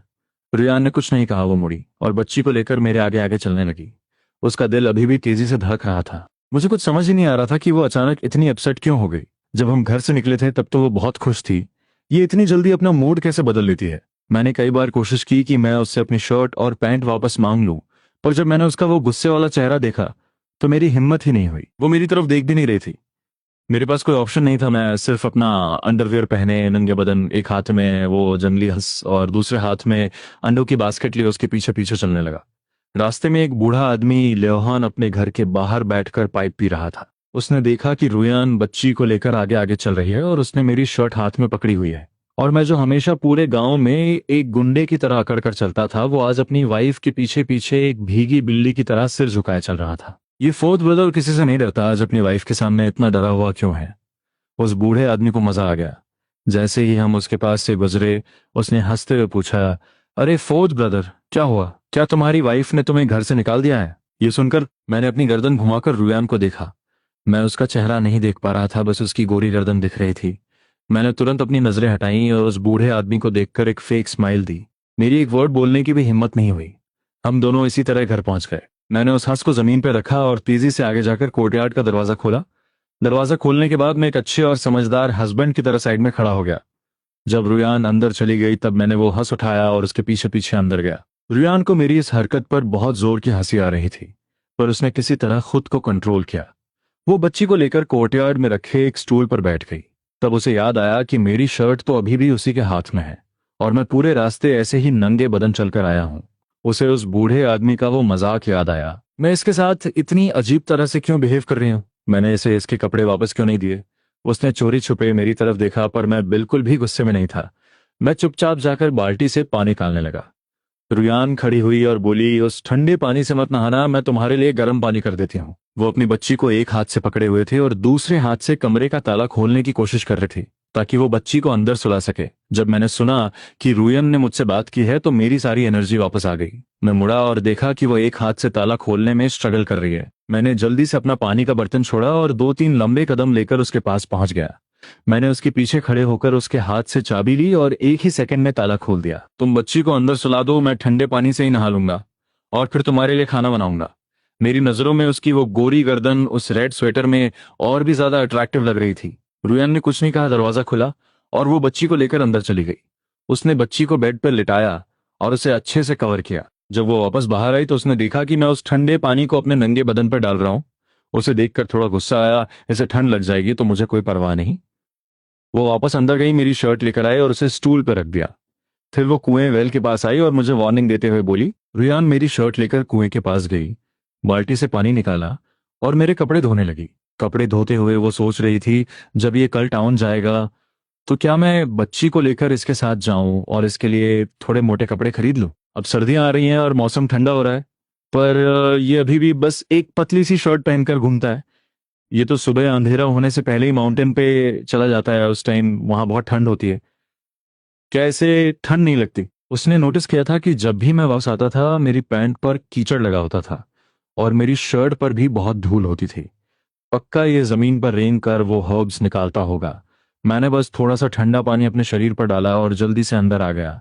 मेरे चौड़े और मजबूत शरीर से अभी भी ठंडी ठंडी भाप निकल रही थी। मैंने अपने लंबे कदमों से घर में मैं अंदर आया और रुयान का टॉवल लेकर अपने शरीर से पानी पोंछने लगा। जब मैं साफ कपड़े पहनकर बाहर आया तो मैंने देखा कि मेरे पुराने कपड़े धुल चुके थे। मेरा दिल खुशी से भर गया। अपनी वाइफ के हाथों से धुले हुए कपड़े पहनने की फीलिंग ही कुछ और है। जब आपको ये फील होता है कि आपकी वाइफ आपका ध्यान रख रही है तो सच में बहुत अच्छा लगता है। मैंने उस हंस को लिया, उसे काटा और साफ करने लगा। मैंने डिसाइड किया कि आधा मीट मैं फ्राई करूंगा और आधे मीट से अपनी वाइफ के लिए एक बहुत ही टेस्टी सूप बनाऊंगा। जब ली त्यान त्यान वापस आई तो उसने मुझे एक बड़े से पक्षी का मीट बनाते हुए देखा और रुयान को मेरे कपड़े सुखाते हुए देखा। इस सीन ने उसके माइंड में मेरी इमेज को और भी ज्यादा पॉजिटिव बना दिया। जैसे ही रुयान ने अपना काम खत्म किया, गांव के इस साइड से आंटी जांग भागती हुई आई। रुयान, मेरी बेटी की शादी होने वाली है, तो मुझे किसी ऐसे इंसान की जरूरत है जो डबल हैप्पीनेस एक चाइनीज ट्रेडिशनल वर्ड लिख सके। गांव में तो कोई पढ़ा लिखा है नहीं, तो मुझे तुम्हारी याद आ गई। जल्दी चलो और मेरी हेल्प कर दो। ली टियानटेन भी घर में मेरे साथ अकेले नहीं रुकना चाहती थी। उसे डर था कि गांव के लोग उसके बारे में कोई फालतू अफवाह ना उड़ा दें, इसलिए वो भी रियान की हेल्प करने के लिए उसके साथ चली गई। खाना खाने के बाद मैंने उस बैजर के फैट से तेल बैजर ऑयल बनाने का प्रोसेस शुरू किया। बैजर ऑयल बहुत ही रेयर और अच्छी मेडिसिन है। ये स्किन को बहुत अच्छे से मॉइस्चराइज और रिपेयर करता है। अगर किसी को जलने या ठंड से घाव हो गए हों तो ये ऑयल बहुत जल्दी उन्हें ठीक कर देता है। मैंने पहले बैजर के शरीर से उसका सारा फैट निकाला, फिर उसे 1-1 सेंटीमीटर के छोटे छोटे टुकड़ों में काटा ताकि सारी पीसेस का साइज एक जैसा रहे। ऐसा करने से सारा तेल अच्छे से और बराबर निकलेगा। फिर मैंने एक लोहे की कढ़ाई में थोड़ा पानी डाला। पानी का अमाउंट फैट के वेट का लगभग 1/3 1/3 था। पानी डालना बहुत जरूरी था ताकि कुकिंग के टाइम टेम्परेचर कंट्रोल में रहे और वो मीट के टुकड़े जले नहीं। पानी की वजह से वो मीट जलता नहीं है और तेल भी बहुत साफ और ट्रांसपेरेंट निकलता है। जब कढ़ाई में पानी उबलने लगा और बुलबुले उठने लगे तो मैंने उन छोटे छोटे मीट के टुकड़ों को धीरे से कढ़ाई में डाल दिया। जैसे जैसे टेम्परेचर बढ़ रहा था वो मीट के टुकड़े सिकुड़ने लगे और उनमें से एक बहुत ही लाइट और अच्छी खुशबू वाला तेल बाहर आने लगा। मैं बहुत ही केयरफुली उस कढ़ाई का टेम्परेचर कंट्रोल कर रहा था। धीमी आंच पर पकाना बैजर ऑयल निकालने का सबसे इंपॉर्टेंट स्टेप है। इससे सारा तेल अच्छे से बाहर आ जाता है और उसकी प्योरिटी और खुशबू भी बनी रहती है। धीरे धीरे कढ़ाई में रखे वो मीट के टुकड़े हल्के पीले लाइट येलो रंग के होने लगे। मैं उन्हें लगातार एक स्पैटुला से पलट रहा था ताकि वो हर साइड से अच्छे से पके। जब वो टुकड़े पूरी तरह ड्राई हो गए और उनमें से तेल निकलना बंद हो गया तो मैंने एक छलनी से उन्हें बाहर निकाल लिया। अब कढ़ाई में जो बचा था वो एकदम प्योर और गोल्डन कलर का बैजर ऑयल था। फाइनली मैंने उस ऑयल को एक बार और अच्छे से फिल्टर किया, उसे एक मिट्टी के बर्तन में डाला और उसे सील करके अपने मैजिकल स्पेस में रख दिया। रात के लगभग 8 बज चुके थे। बाहर एकदम अंधेरा हो गया था, इतना अंधेरा कि अगर आप अपना हाथ भी आगे करें तो वो भी दिखाई नहीं देगा। मैंने घर का दरवाजा लॉक किया, बच्ची को गोद में लिया और आधा गांव क्रॉस करके आंटी जान के घर पहुंच गया। जब रुयन ने मुझे बच्ची के साथ वहां आते देखा तो उसे लगा कि पक्का कुछ गड़बड़ हो गई है। उसने तुरंत अपना काम छोड़ा और मेरे पास आई। उसने मेरी बाहों में सो रही बच्ची को देखा और घबराकर पूछा, क्या हुआ, तुम यहाँ क्यों आ गए? मैंने अपनी आंटी जांग, जिन्हें दूसरों की टांग खींचने में बहुत मजा आता था, वो मुझे देखकर एक बहुत ही बड़ी और दांत दिखाने वाली स्माइल देने लगी। उन्होंने रुयान की तरफ देखकर मजाक में कहा, अरे रुयान, तुम्हारा हस्बैंड तो बहुत केयरिंग है। इसे डर था कि तुम रात के अंधेरे में अकेली वापस कैसे जाओगी, इसलिए ये तुम्हें लेने आ गया है। आंटी जान की बात सुनकर रुयान ने मुझे उस स्टूल पर बैठे हुए देखा। क्या सच में ऐसा है? नहीं, आंटी जान तो हमेशा ही मजाक करती है। मैं इनकी बातों पर ट्रस्ट नहीं कर सकती। और अगर मैं अंधेरे से डरती भी हूं तो ली टियान टियान तो मेरे साथ ही है ना, इससे इतनी दूर आने की क्या जरूरत थी? यह सब सोचकर रुयान ने मुझसे कहा, तुम यहीं बैठो, मैं बस अपना काम खत्म करके आती हूँ। इतना बोलकर वो वापस अपनी टेबल पे गई और अपना काम कर। मेरी नजरें पूरी तरह मेरी वाइफ पर फिक्स थीं। मैं उसकी एक एक मूवमेंट को ऐसे घूर रहा था जैसे मेरी आंखें उसके शरीर पर ही चिपक गई हों। तभी जांग तेजुन नाम का एक लड़का एक ब्रेड मक्के की रोटी खाते हुए आया और मेरे पास स्टूल खींच कर बैठ गया। उसने मुझसे कहा, फोर्थ ब्रदर, मुझे लगता है कि तुम्हारी वाइफ सच में बहुत अच्छी है। वो विजय से भी ज्यादा ब्यूटीफुल है और पढ़ी लिखी और समझदार भी है। जांग तेजुन की बात सुनकर मैं एक सेकंड के लिए ब्लैंक हो गया। काफी देर तक सोचने के बाद मुझे याद आया कि ये जांग हुई हुई हुईजे कौन है। ये तो वो लड़की है जो पिछले जन्म में मुझे रिजेक्ट कर चुकी थी। पर तेजुन अचानक इसका नाम क्यों ले रहा है? जांग तेजुन ने जब देखा कि मैं कुछ बोल नहीं रहा हूं तो उसे लगा कि शायद मैं अभी भी जांग हुई हुई के ख्यालों में खोया हुआ हूं। वो थोड़ा परेशान होकर बोला, फोर्थ ब्रदर, अगर ऐसा है तो भाभी के साथ बहुत गलत हो रहा है। वो तुमसे बहुत प्यार करती हैं। तुम्हारे इतने गरीब होने के बावजूद वो पूरी लॉयल्टी के साथ तुम्हारे साथ रह रही हैं। उनका प्यार बहुत सच्चा है।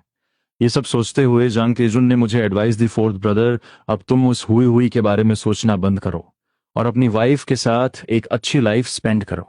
मैंने सुना है कि हुई हुई ने सिटी में एक बॉयफ्रेंड बना लिया है। वो किसी सरकारी रेस्टोरेंट के किचन में काम करता है। अब जब भी वो गांव आती है तो बहुत अकड़ कर चलती है, जैसे वो हमसे बहुत ऊपर हो। जब वो ये सब बोल रहा था तो उसकी आवाज में हुई हुई के लिए बहुत नफरत और चिढ़ थी। जांग तेजुन को वो हुई हुई बिल्कुल पसंद नहीं थी। उसे लगता था कि वो अपनी लुक्स का बहुत घमंड करती है और दूसरों को अपने से कम समझती है। अगर लुक्स की बात करें तो वो हुई हुई तुम्हारी वाइफ के सामने कहीं भी नहीं टिकती। काश मुझे भी तुम्हारी वाइफ जैसी कोई खूबसूरत और फेयर लड़की मिल जाती। उसने रुयान को देखा जो इतनी खूबसूरत लग रही थी कि कोई कह ही नहीं सकता था कि वो एक बच्चे की माँ है। वो एकदम फ्रेश और ग्लोइंग लग रही थी, जैसे कोई अभी अभी तोड़ा हुआ फ्रेश खीरा हो। कोई भी उसे एक बार देखता तो बस देखता ही रह जाता। कौन है वो घटिया इंसान जो गांव में ये अफवाह फैला रहा है कि मैं हुई हुई को पसंद करता हूँ? वो हुई हुई तो मेरे जूते साफ करने के लायक भी नहीं है, चाहे मेरी पिछली लाइफ हो या ये वाली। मैंने अभी तक उसे आंख उठाकर भी नहीं देखा। ये अफवाह पूरे गांव में कैसे फैल गई? अगर मेरी वाइफ ने ये सुन लिया तो वो पक्का कुछ गलत समझ लेगी। मैंने नोटिस किया कि जब से मैं यहाँ आया था, रुयन ने एक बार भी मेरी तरफ नहीं देखा था। क्या ये सच में मुझे इग्नोर कर रही है? क्या इसे मेरी कोई परवाह नहीं है? ये सब सोचकर मुझे बहुत टेंशन होने लगी और मेरा सारा गुस्सा जांग तिएजुन पर निकल गया। मैंने उसे घूरते हुए कहा, मैंने कब कहा कि मैं उसे हुई हुई पसंद करता हूँ? तूने कब देखा मुझे उसके बारे में सोचते हुए? मेरा ये भयानक और गुस्से वाला रूप देखकर जांग तिएजुन बुरी तरह डर गया। उसने जल्दी से एक फेक स्माइल दी और बोला, फोर्थ ब्रदर, मैं तो बस ऐसे ही मजाक कर रहा था। तुम इतना सीरियस क्यों हो रहे हो? वो दिल से मेरी बहुत रेस्पेक्ट करता था और मुझसे बहुत डरता भी था। मैं पूरे आसपास के इलाके का सबसे बड़ा गुंडा था। कुत्ते भी मुझे देखकर अपना रास्ता बदल लेते थे। अगर मैंने रुयान की जान नहीं बचाई होती तो मुझ जैसे गुंडे से ऐसी परफेक्ट लड़की कभी शादी नहीं करती। मैंने उसके उस डरे हुए चेहरे को देखा और समझ गया कि वो सच बोल रहा है। मैंने गुस्से में चिल्लाया, गेट लॉस्ट। जांग तेजन ने तुरंत अपना स्टूल उठाया और वहां से भाग गया। पर हम दोनों की ये सारी बातें रुयन ने एक एक वर्ड बहुत ध्यान से सुना था। उसने अपने हाथ में पकड़ा हुआ पेन इतनी कसकर पकड़ा हुआ था कि उसकी उंगलियों के जॉइंट्स सफेद हो गए थे। तो इसीलिए ये आजकल इतना बदला बदला सा है। इसके दिल में कोई और लड़की है और वो इसे रिजेक्ट कर चुकी है, इसलिए ये अब मेरे साथ एक अच्छी लाइफ स्पेंड करना चाहता है। ये सोचकर रुयान का दिल एक गहरे दर्द और उदासी से भर गया। उसे बहुत तकलीफ हो रही थी। जब हम घर वापस जा रहे थे तो मैंने बच्ची को गोद में पकड़ा हुआ था और मुझे इस बात की कोई परवाह नहीं थी कि वो थर्ड व्हील ली टैंटियन हमारे पीछे पीछे आ रही है। मैं बस अपनी वाइफ के पीछे पीछे चलकर उसे एक्सप्लेन करने की कोशिश कर रहा था, वाइफ प्लीज उस तेजुन की बकवास पर ध्यान मत देना। मेरा उस जान हुई हुई से कोई लेना देना नहीं है। मैं उस जैसी लड़की को कभी पसंद नहीं कर सकता। मेरे दिल में सिर्फ और सिर्फ तुम हो। मेरी आवाज इतनी सिंसियर थी। ली टैंटियन हमारे पीछे पीछे चल रही थी और अपने कान एकदम रडार की तरह खड़े किए हुए थी। उसे इस ड्रामे को सुनने में बहुत मजा आ रहा था। उसने देखा कि मेरे जैसा एक लंबा और मजबूत आदमी अपनी वाइफ के सामने कैसे झुककर चल रहा है। ये तो अपनी वाइफ से इतना डरता है कि इसे कुछ भी गलतफहमी होने नहीं देना चाहता। क्या इसे स्ट्रिक्ट वाइफ का डर कहते हैं? मैं देख रहा था कि रुयान मुझे पूरी तरह इग्नोर कर रही है। मुझे समझ ही नहीं आ रहा था कि उसके दिमाग में क्या चल रहा है। मेरे पास कोई ऑप्शन नहीं था, तो मैं बस अपना सिर झुकाए हुए चुपचाप उसके पीछे पीछे घर आ गया। घर पहुंचकर उसने बच्ची को आराम से बेड पर लेटाया, उसे कवर किया और फिर चुपचाप ईस्ट रूम में जाकर बैठ गई। मैं एक अपराधी की तरह चुपचाप किचन में गया और पानी गर्म करने लगा। मैं उस छोटे से स्टोव के सामने बैठा हुआ था और लकड़ी से आग को कुरेद रहा था। मैं अपने मन में गालियां दे रहा था, अगर मुझे पता चल गया कि ये अफवाह इसने फैलाई है तो मैं उसे इतना पीटूंगा कि उसकी माँ भी उसे पहचान नहीं पाएगी। लोग फालतू में दूसरों की लाइफ क्यों खराब करते हैं। इस टाइम रुयन ईस्ट रूम में बैठी हुई थी और बच्ची के लिए सर्दियों के कपड़े सिल रही थी। कुछ ही देर में मैं गर्म पानी का बर्तन लेकर कमरे में आया। मैंने वो बर्तन धीरे से रुयान के पैरों के पास रखा और फिर नीचे बैठकर अपने बड़े हाथों से उसके पतले और सॉफ्ट पैरों को पकड़ लिया। मैंने उसका जूता निकालने की कोशिश की। मेरे इस एक्शन से रुयान रुक गई। उसने अपनी नजरें उठाई और नीचे बैठे मुझे देखकर पूछा, ये तुम क्या कर रहे हो? उसने अपना पैर पीछे खींचने की कोशिश की पर मेरे हाथों की ग्रिप बहुत स्ट्रांग थी। वो खुद को छुड़ा नहीं पाई। मेरे हाथों की वो रफनेस जब उसके सॉफ्ट पैरों से रगड़ खा रही थी तो उसे एक अजीब सी गुदगुदी फील हो रही थी। ये इंसान, पहले तो मुझे इसका नेचर समझ आ जाता था, पर अब ये इतना मिस्टीरियस कैसे हो गया है? इसके दिमाग में आखिर चल क्या रहा है? मैं अपना सिर झुकाए हुए था और मैंने अपना काम नहीं रोका। मैंने उसके कपड़े के जूते उतारे और बहुत ही धीमी आवाज में बोला, वाइफ, तुम पूरा दिन बहुत थक जाती हो, मैं तुम्हारे पैर धो देता हूं, इससे तुम्हें बहुत रिलैक्स फील होगा। जब रुयन को लगा कि वो खुद को नहीं छुड़ा पाएगी तो उसने स्ट्रगल करना छोड़ दिया। उसने अपनी आंखें झुका ली और चुपचाप मुझे देखने लगी। जब उसके पैर उस गर्म पानी में गए तो उसे सच में बहुत अच्छा फील हुआ। इन कुछ दिनों में ये सच में बहुत बदल गया है। ये तो मेरे पैर भी धो रहा है। अगर ये पहले की बात होती तो मैं ऐसा सपने में भी नहीं सोच सकती थी। जब मैं प्रेग्नेंट थी तब भी इसने मेरा इतना ध्यान नहीं रखा था। ये सब सोचकर रुयान के दिल में एक लालच आ गया। वो इन सब केयर और प्यार को हमेशा के लिए अपने पास रखना चाहती थी। जैंगो रुयान ने मुझे देखा और बोली, मैं तुमसे गुस्सा नहीं हूं, अगर तुम अब गैम्बलिंग नहीं करोगे और शराब नहीं। और बहुत ही प्यार से मेरे सिर की मसाज करने लगी। उसकी बातें सुनकर मैंने कुछ नहीं कहा, बस चुपचाप उसके पैर धोता रहा। जब पानी थोड़ा ठंडा होने लगा तो मैंने उसके पैर बाहर निकाले, उन्हें अपनी थाइस पर रखा और अपने कपड़ों के अंदर डाल लिया ताकि वो गर्म रहे। फिर मैंने अपने कंधे पर रखा हुआ टॉवल लिया और उसके पैरों को अच्छे से पोंछ दिया। इसके बाद मैंने उसे अपनी बाहों में उठाया और सीधे बेड पे ले जाकर लिटा दिया। अब तुम आराम करो, तुम्हारी आंखें दर्द करने लगेंगी। मैंने जल्दी से अपने कपड़े उतारे और इससे पहले कि वो कुछ समझ पाती, मैंने उसे अपनी बाहों में खींच लिया। मैं उसे अपने साथ बेड पर खींच लाया और हम दोनों पर ब्लैंकेट डाल दिया। रियान मेरे इस अचानक किए गए एक्शन से घबराकर स्ट्रगल करने लगी, तो मैंने एक डीप आवाज में कहा, वाइफ बस शांत रहो।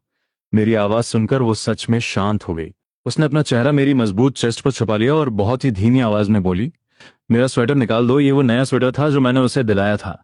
उसने सोचा था कि वो इसे सिर्फ किसी फंक्शन में या नए साल पे ही पहनेगी, पर कल मैंने कहा था कि मुझे वो इस स्वेटर में अच्छी लगती है, तो उसने आज इसे पहन लिया था। हमारी शादी को 2 साल से ज्यादा हो गए हैं। इसने मुझे कभी कोई गिफ्ट नहीं दिया था और अब ये बस शॉपिंग ही करता रहता है, कभी कपड़े, कभी जूते, तो कभी स्नैक्स।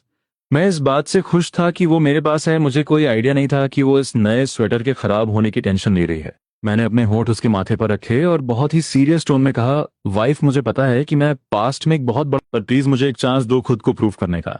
क्या तुम मुझ पर ट्रस्ट कर सकती हो? मेरी बातें सुनकर रुयान की वो स्टिफ बॉडी धीरे धीरे रिलैक्स होने लगी। उसे मेरी बॉडी की वो गर्माहट और मेरी वो एक स्ट्रांग और मैनली खुशबू फील हो रही थी, जिससे उसके दिल को एक बहुत गहरा सुकून मिल रहा था। उसने अपने दोनों हाथ मेरी कमर पर रखे और मेरे सीने में और भी ज्यादा छुप गई। काफी देर बाद उसने बहुत ही धीमी आवाज में कहा, ठीक है, मुझे समझ आ गया। उसकी आवाज इतनी धीरे थी कि कोई और सुन ही नहीं सकता था, पर मैंने उसकी वहां सुन ली थी। मैंने उसे अपनी बाहों में और कसकर पकड़ लिया। मैं तो चाहता था कि वो हमेशा के लिए मेरे अंदर ही समा जाए। मैंने उसके बालों पर एक बहुत ही सॉफ्ट किस किया और अपने मन में कसम खाई, इस लाइफ में चाहे कुछ भी हो जाए, मैं अपनी वाइफ को कभी कोई तकलीफ नहीं होने दूंगा। वो रात हम दोनों ने एक दूसरे की बाहों में गुजारी। अगली सुबह सूरज निकलने से पहले ही मैं उठ गया और सिटी के लिए निकल पड़ा। मैंने पहली बस पकड़ी और सिटी पहुंच गया। इस बार मैं उस पुराने फार्मेसी ओनर के पास नहीं गया। मुझे पता था कि अगर मैं बार बार उसी के पास जाऊंगा तो कुछ लोगों को मुझ पर शक हो सकता है। मैंने एक दूसरी फार्मेसी चूज की। उस फार्मेसी के ओनर ने जब मेरे वो रेयर आइटम्स शियो, लिंगजी, डियर एंटलर्स देखे, तो उसे समझ आ गया कि मैं वही यंग लड़का हूं जिसके बारे में सिटी में बातें हो रही थी। उसने बहुत ही रेस्पेक्ट के साथ मुझे एक प्राइवेट रूम में बुलाया। उसने मेरे सारे आइटम्स को ध्यान से चेक किया। उनकी क्वालिटी में कोई भी प्रॉब्लम नहीं थी। उसे ये समझ नहीं आ रहा था कि मैं इतने सारे रेयर आइटम्स कहाँ से ला रहा हूँ, पर उसने मेरी बहुत रिस्पेक्ट की और मुझे एक बहुत ही अच्छा प्राइस दिया। मैंने भी उसे नेगोशिएट करने का मौका नहीं दिया। मैंने उन सारे पैसों, जो कि ग्रेट यूनिटी नोट्स की एक बहुत मोटी गड्डी थी, को गिना और जब मुझे तसल्ली हो गई तो मैंने उन्हें अपने मैजिकल स्पेस में डाल दिया। फिर मैं सीधे स्टेट रन डिपार्टमेंटल स्टोर गया। मेरा प्लान था कि मैं अपनी सास के लिए कुछ अच्छे न्यूट्रिशनल सप्लीमेंट्स, ताकत की दवाइयां खरीदूं, पर वहां मुझे एक बहुत ही शॉक देने वाला सरप्राइज मिला। मैंने वहां सेक्रेटरी वॉन्ग को देखा। ये वही इंसान था जिसने पिछले जन्म में मेरी लाइफ में एक बहुत बड़ा रोल प्ले किया था। वो मेरा सबसे बड़ा सपोर्टर था, पर मुझे समझ नहीं आ रहा था कि वो इस छोटी सी सिटी में क्या कर रहा है। वो अभी बहुत यंग और एनर्जेटिक लग रहा था। मुझे याद आ गया कि आज से 10 साल बाद वो इसी एफ सिटी का सबसे बड़ा लीडर बनने वाला था। मैंने सोचा कि अभी उससे मिलना ठीक नहीं है। अगर हमारी किस्मत में होगा तो हम एस सिटी में दोबारा जरूर मिलेंगे, क्योंकि मुझे पता था कि वो कुछ सालों बाद वहीं सेटल होने वाला है और मैं भी अपनी पास्ट लाइफ में वहीं रहा था। मैं अपने आइटम्स लेकर बाहर जाने ही वाला था कि तभी मैंने देखा कि सेक्रेटरी वांग के पास कुछ बहुत शोर हो रहा था। वहां बहुत सारे लोग इकट्ठा हो गए थे। मैं रुक गया और उस भीड़ की तरफ गया। एक फीमेल सेल्स गर्ल जिसने पीली शर्ट पहनी हुई थी, वो सेक्रेटरी वैंग का कोट कसकर पकड़े हुए थी और जोर जोर से चिल्ला रही थी, तुम कितने घटिया इंसान हो। तुमने एक महंगी चीज तोड़ दी है और अब तुम बिना पैसे दिए भागना चाहते हो। असल में जब वांग शिंगजुन सेक्रेटरी वांग मुड़ा था तो उसका कोट एक काउंटर में फंस गया था, जिससे वहां रखी एक बहुत महंगी प्लम ब्लॉसम वॉच नीचे गिरकर टूट गई थी। वांग शिंगजुन एक बहुत ही पढ़ा लिखा और शांत इंसान था। उस सेल्स गर्ल का ये बदतमीजी वाला रवैया देखकर उसका चेहरा लाल हो गया था। उसने बहुत ही पोलाइटली एक्सप्लेन करने की कोशिश की, मैडम आप गलत समझ रही हैं। मैं भाग नहीं रहा हूं, मेरे पास अभी कैश नहीं है। मेरी कार बाहर खड़ी है, मैं बस वहां से पैसे लाने जा रहा हूं। ये मेरा आइडेंटिटी कार्ड, आईडी कार्ड है, आप इसे अपने पास रख लीजिए। उस सेल्स गर्ल ने उसका कार्ड लिया, उसे देखा और फिर उसे जमीन पर फेंक दिया। क्या तुम मुझे बेवकूफ समझते हो? ये कार्ड पक्का फेक है। अगर तुम एक बार यहां से चले गए तो मैं तुम्हें कहाँ ढूंढूंगी? क्या तुम चाहते हो कि मैं अपनी पॉकेट से ये पैसे भरूं? मैंने आगे बढ़कर वो कार्ड जमीन से उठाया और उसे वैंग शिंगजुन के हाथ में दे दिया। फिर मैंने उस सेल्स गर्ल को देखा और बहुत ही रिलैक्स टोन में पूछा, कितने पैसे हुए? उस सेल्स गर्ल ने मुझे ऊपर से नीचे तक स्कैन किया। मेरे पुराने और फटे पुराने कपड़े देखकर उसने एक बहुत ही गंदी और इंसल्टिंग स्माइल दी। तुम्हें पता भी है इसकी कीमत क्या है? तुम जैसे गवार लोग बस बड़ी बड़ी बातें कर सकते हैं। इसकी कीमत है 127 रुपए और 50 पैसे। निकालो पैसे। उसने अपना हाथ मेरे सामने कर दिया। उसकी बात सुनकर मैंने एक भी वर्ड नहीं बोला। मैंने अपनी पॉकेट से वो ग्रेट यूनिटी नोट्स की मोटी गड्डी निकाली और उसमें से कुछ पैसे निकालकर उस सेल्स गर्ल के हाथ में रख दिए। लो, बाकी के पैसे वापस करो। मेरे हाथ में वो मोटी गड्डी देखकर उस सेल्स गर्ल की आंखें फटी की फटी रह गईं। उसने घबराकर उन पैसों को गिना और फिर हकलाते हुए बोली, हाँ हाँ सर, मैं अभी आपको चेंज देती हूँ। वहां खड़े बाकी लोग जो तमाशा देख रहे थे, उन्हें लगा कि अब कुछ इंटरेस्टिंग नहीं होने वाला। तो यहाँ इतने सारे लोग थे पर किसी ने मेरी हेल्प नहीं की, और इस इंसान ने बिना मुझे जाने मेरे लिए इतने सारे पैसे दे दिए। मेरे कपड़े देखकर उसे लग रहा था कि मैं कोई बहुत गरीब इंसान हूं और ये 127 रुपये मेरे लिए एक बहुत बड़ा अमाउंट होगा। ये सब सोचकर वांग शिंजुन का दिल मेरे लिए बहुत रेस्पेक्ट और ग्रेटिट्यूड से भर गया। इस दुनिया में अभी भी अच्छे लोग बचे हैं। उसने मुझसे बहुत ही पोलाइटली कहा, तुम्हारी हेल्प के लिए बहुत बहुत थैंक्स। मेरे पैसे बाहर कार में हैं, क्या तुम मेरे साथ चलकर वो पैसे ले सकते हो? मैंने बस सिर हिलाया और उसके साथ बाहर आ गया। बाहर एक ब्लैक कलर की सेडान कार खड़ी थी। इस एरा में एक पर्सनल कार होना ये प्रूव करता था कि इसका बैकग्राउंड सच में बहुत पावरफुल है। वांग शिंजुन ने कार का दरवाजा खोला, अपने बैग से पैसे निकाले और मुझे देते हुए बोला, यंग मैन, एक बार फिर से बहुत बहुत थैंक्स। तुम कहाँ जा रहे हो? मैं तुम्हें ड्रॉप कर देता हूँ, वांग शिंजुन ने ऑफर किया। मैंने पैसे लिए और बिना गिने सीधे अपनी पॉकेट में डाल लिए। मैंने सोचा कि मेरे पास बहुत सारा सामान है और बस में जाने से अच्छा है कि मैं इसकी कार में चला जाऊं। मैंने बिना किसी हेजिटेशन के कहा, ठीक है, फिर तुम्हें थोड़ी तकलीफ होगी। मैंने उसे अपनी सास के घर का एड्रेस बताया और को ड्राइवर फ्रंट सीट पर बैठ गया। रास्ते में दो ऐसे इंसान जिनका आपस में कोई कनेक्शन नहीं था एक दूसरे से बातें करने लगे, और सरप्राइजिंगली हमारी बातों में कोई भी ऑकवर्डनेस नहीं थी। ऐसा लग रहा था जैसे हम दोनों बहुत पुराने और अच्छे दोस्त हों। वांग शिंजुन को पहले लगा था कि मेरे जैसा एक यंग लड़का जो एक छोटे से गांव से आया है उसकी सोच बहुत लिमिटेड होगी, पर जब हमने बात करना शुरू किया तो उसे रियलाइज हुआ कि वो बिल्कुल गलत था। उसे लगा कि ये इंसान बाहर से जैसा दिखता है, अंदर से ये बहुत ही डीप और समझदार है।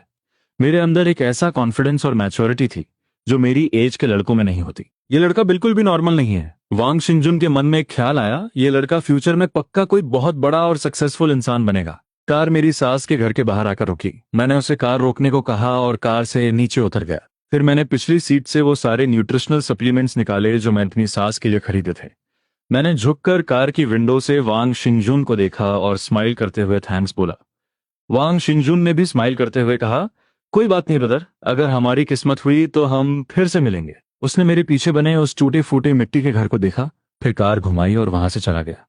मैं अपना सामान लेकर घर के अंदर गया और जैसे ही मैंने अंदर कदम रखा, मैंने देखा कि रियान के हाथ में एक जेंट्स जैकेट, मेंस जैकेट थी। मैं आगे बढ़ा और अपना सामान टेबल पे रख दिया। मैंने देखा कि रियान घबराकर उस जैकेट को अपने पीछे छुपाने की कोशिश कर रही है। मेरी स्पीड बहुत तेज थी। मैंने तुरंत आगे बढ़कर उसके हाथ से वो ब्लू जैकेट छीन ली। मैंने एक बहुत ही प्यारी और फ्लर्टी स्माइल के साथ पूछा, वाइफ, क्या ये तुमने मेरे लिए खरीदी है? ये बोलकर मैंने वो जैकेट पहन ली। रुयन ने देखा कि मैं वो जैकेट पहन ली है, पर मेरा कॉलर ठीक से सेट नहीं था। वो बिना सोचे मेरे पास आई, अपने पंजों के बल थोड़ी सी ऊपर उठी और अपने हाथों से मेरा कॉलर ठीक करने लगी। कॉलर ठीक करने के बाद वो 2 कदम पीछे हटी और मुझे ऊपर से नीचे तक देखने लगी। इसकी शोल्डर की चौड़ाई और लेंथ सब कुछ बिल्कुल परफेक्ट है। ऐसा लग रहा है जैसे किसी ने इसके नाप से ही इसे बनाया हो। उसे पहले डर लग रहा था कि ये जैकेट मुझे फिट आएगी या नहीं। जब वो आज सुबह शॉपिंग करने गई थी तो उसने मेरी पुरानी शर्ट से इस जैकेट का साइज नापा था और थोड़ा बड़ा साइज लिया था ताकि मुझे टाइट ना हो। आज सुबह मौसम अच्छा था तो मैं बच्ची को लेकर टाउन गई थी और तुम्हारे लिए ये जैकेट खरीद ली। जब मैंने ये सुना और उसकी उन शर्माती हुई और हिचकिचाती हुई नजरों को देखा तो मुझे समझ आ गया कि वो अभी भी अनकॉन्फिडेंट है।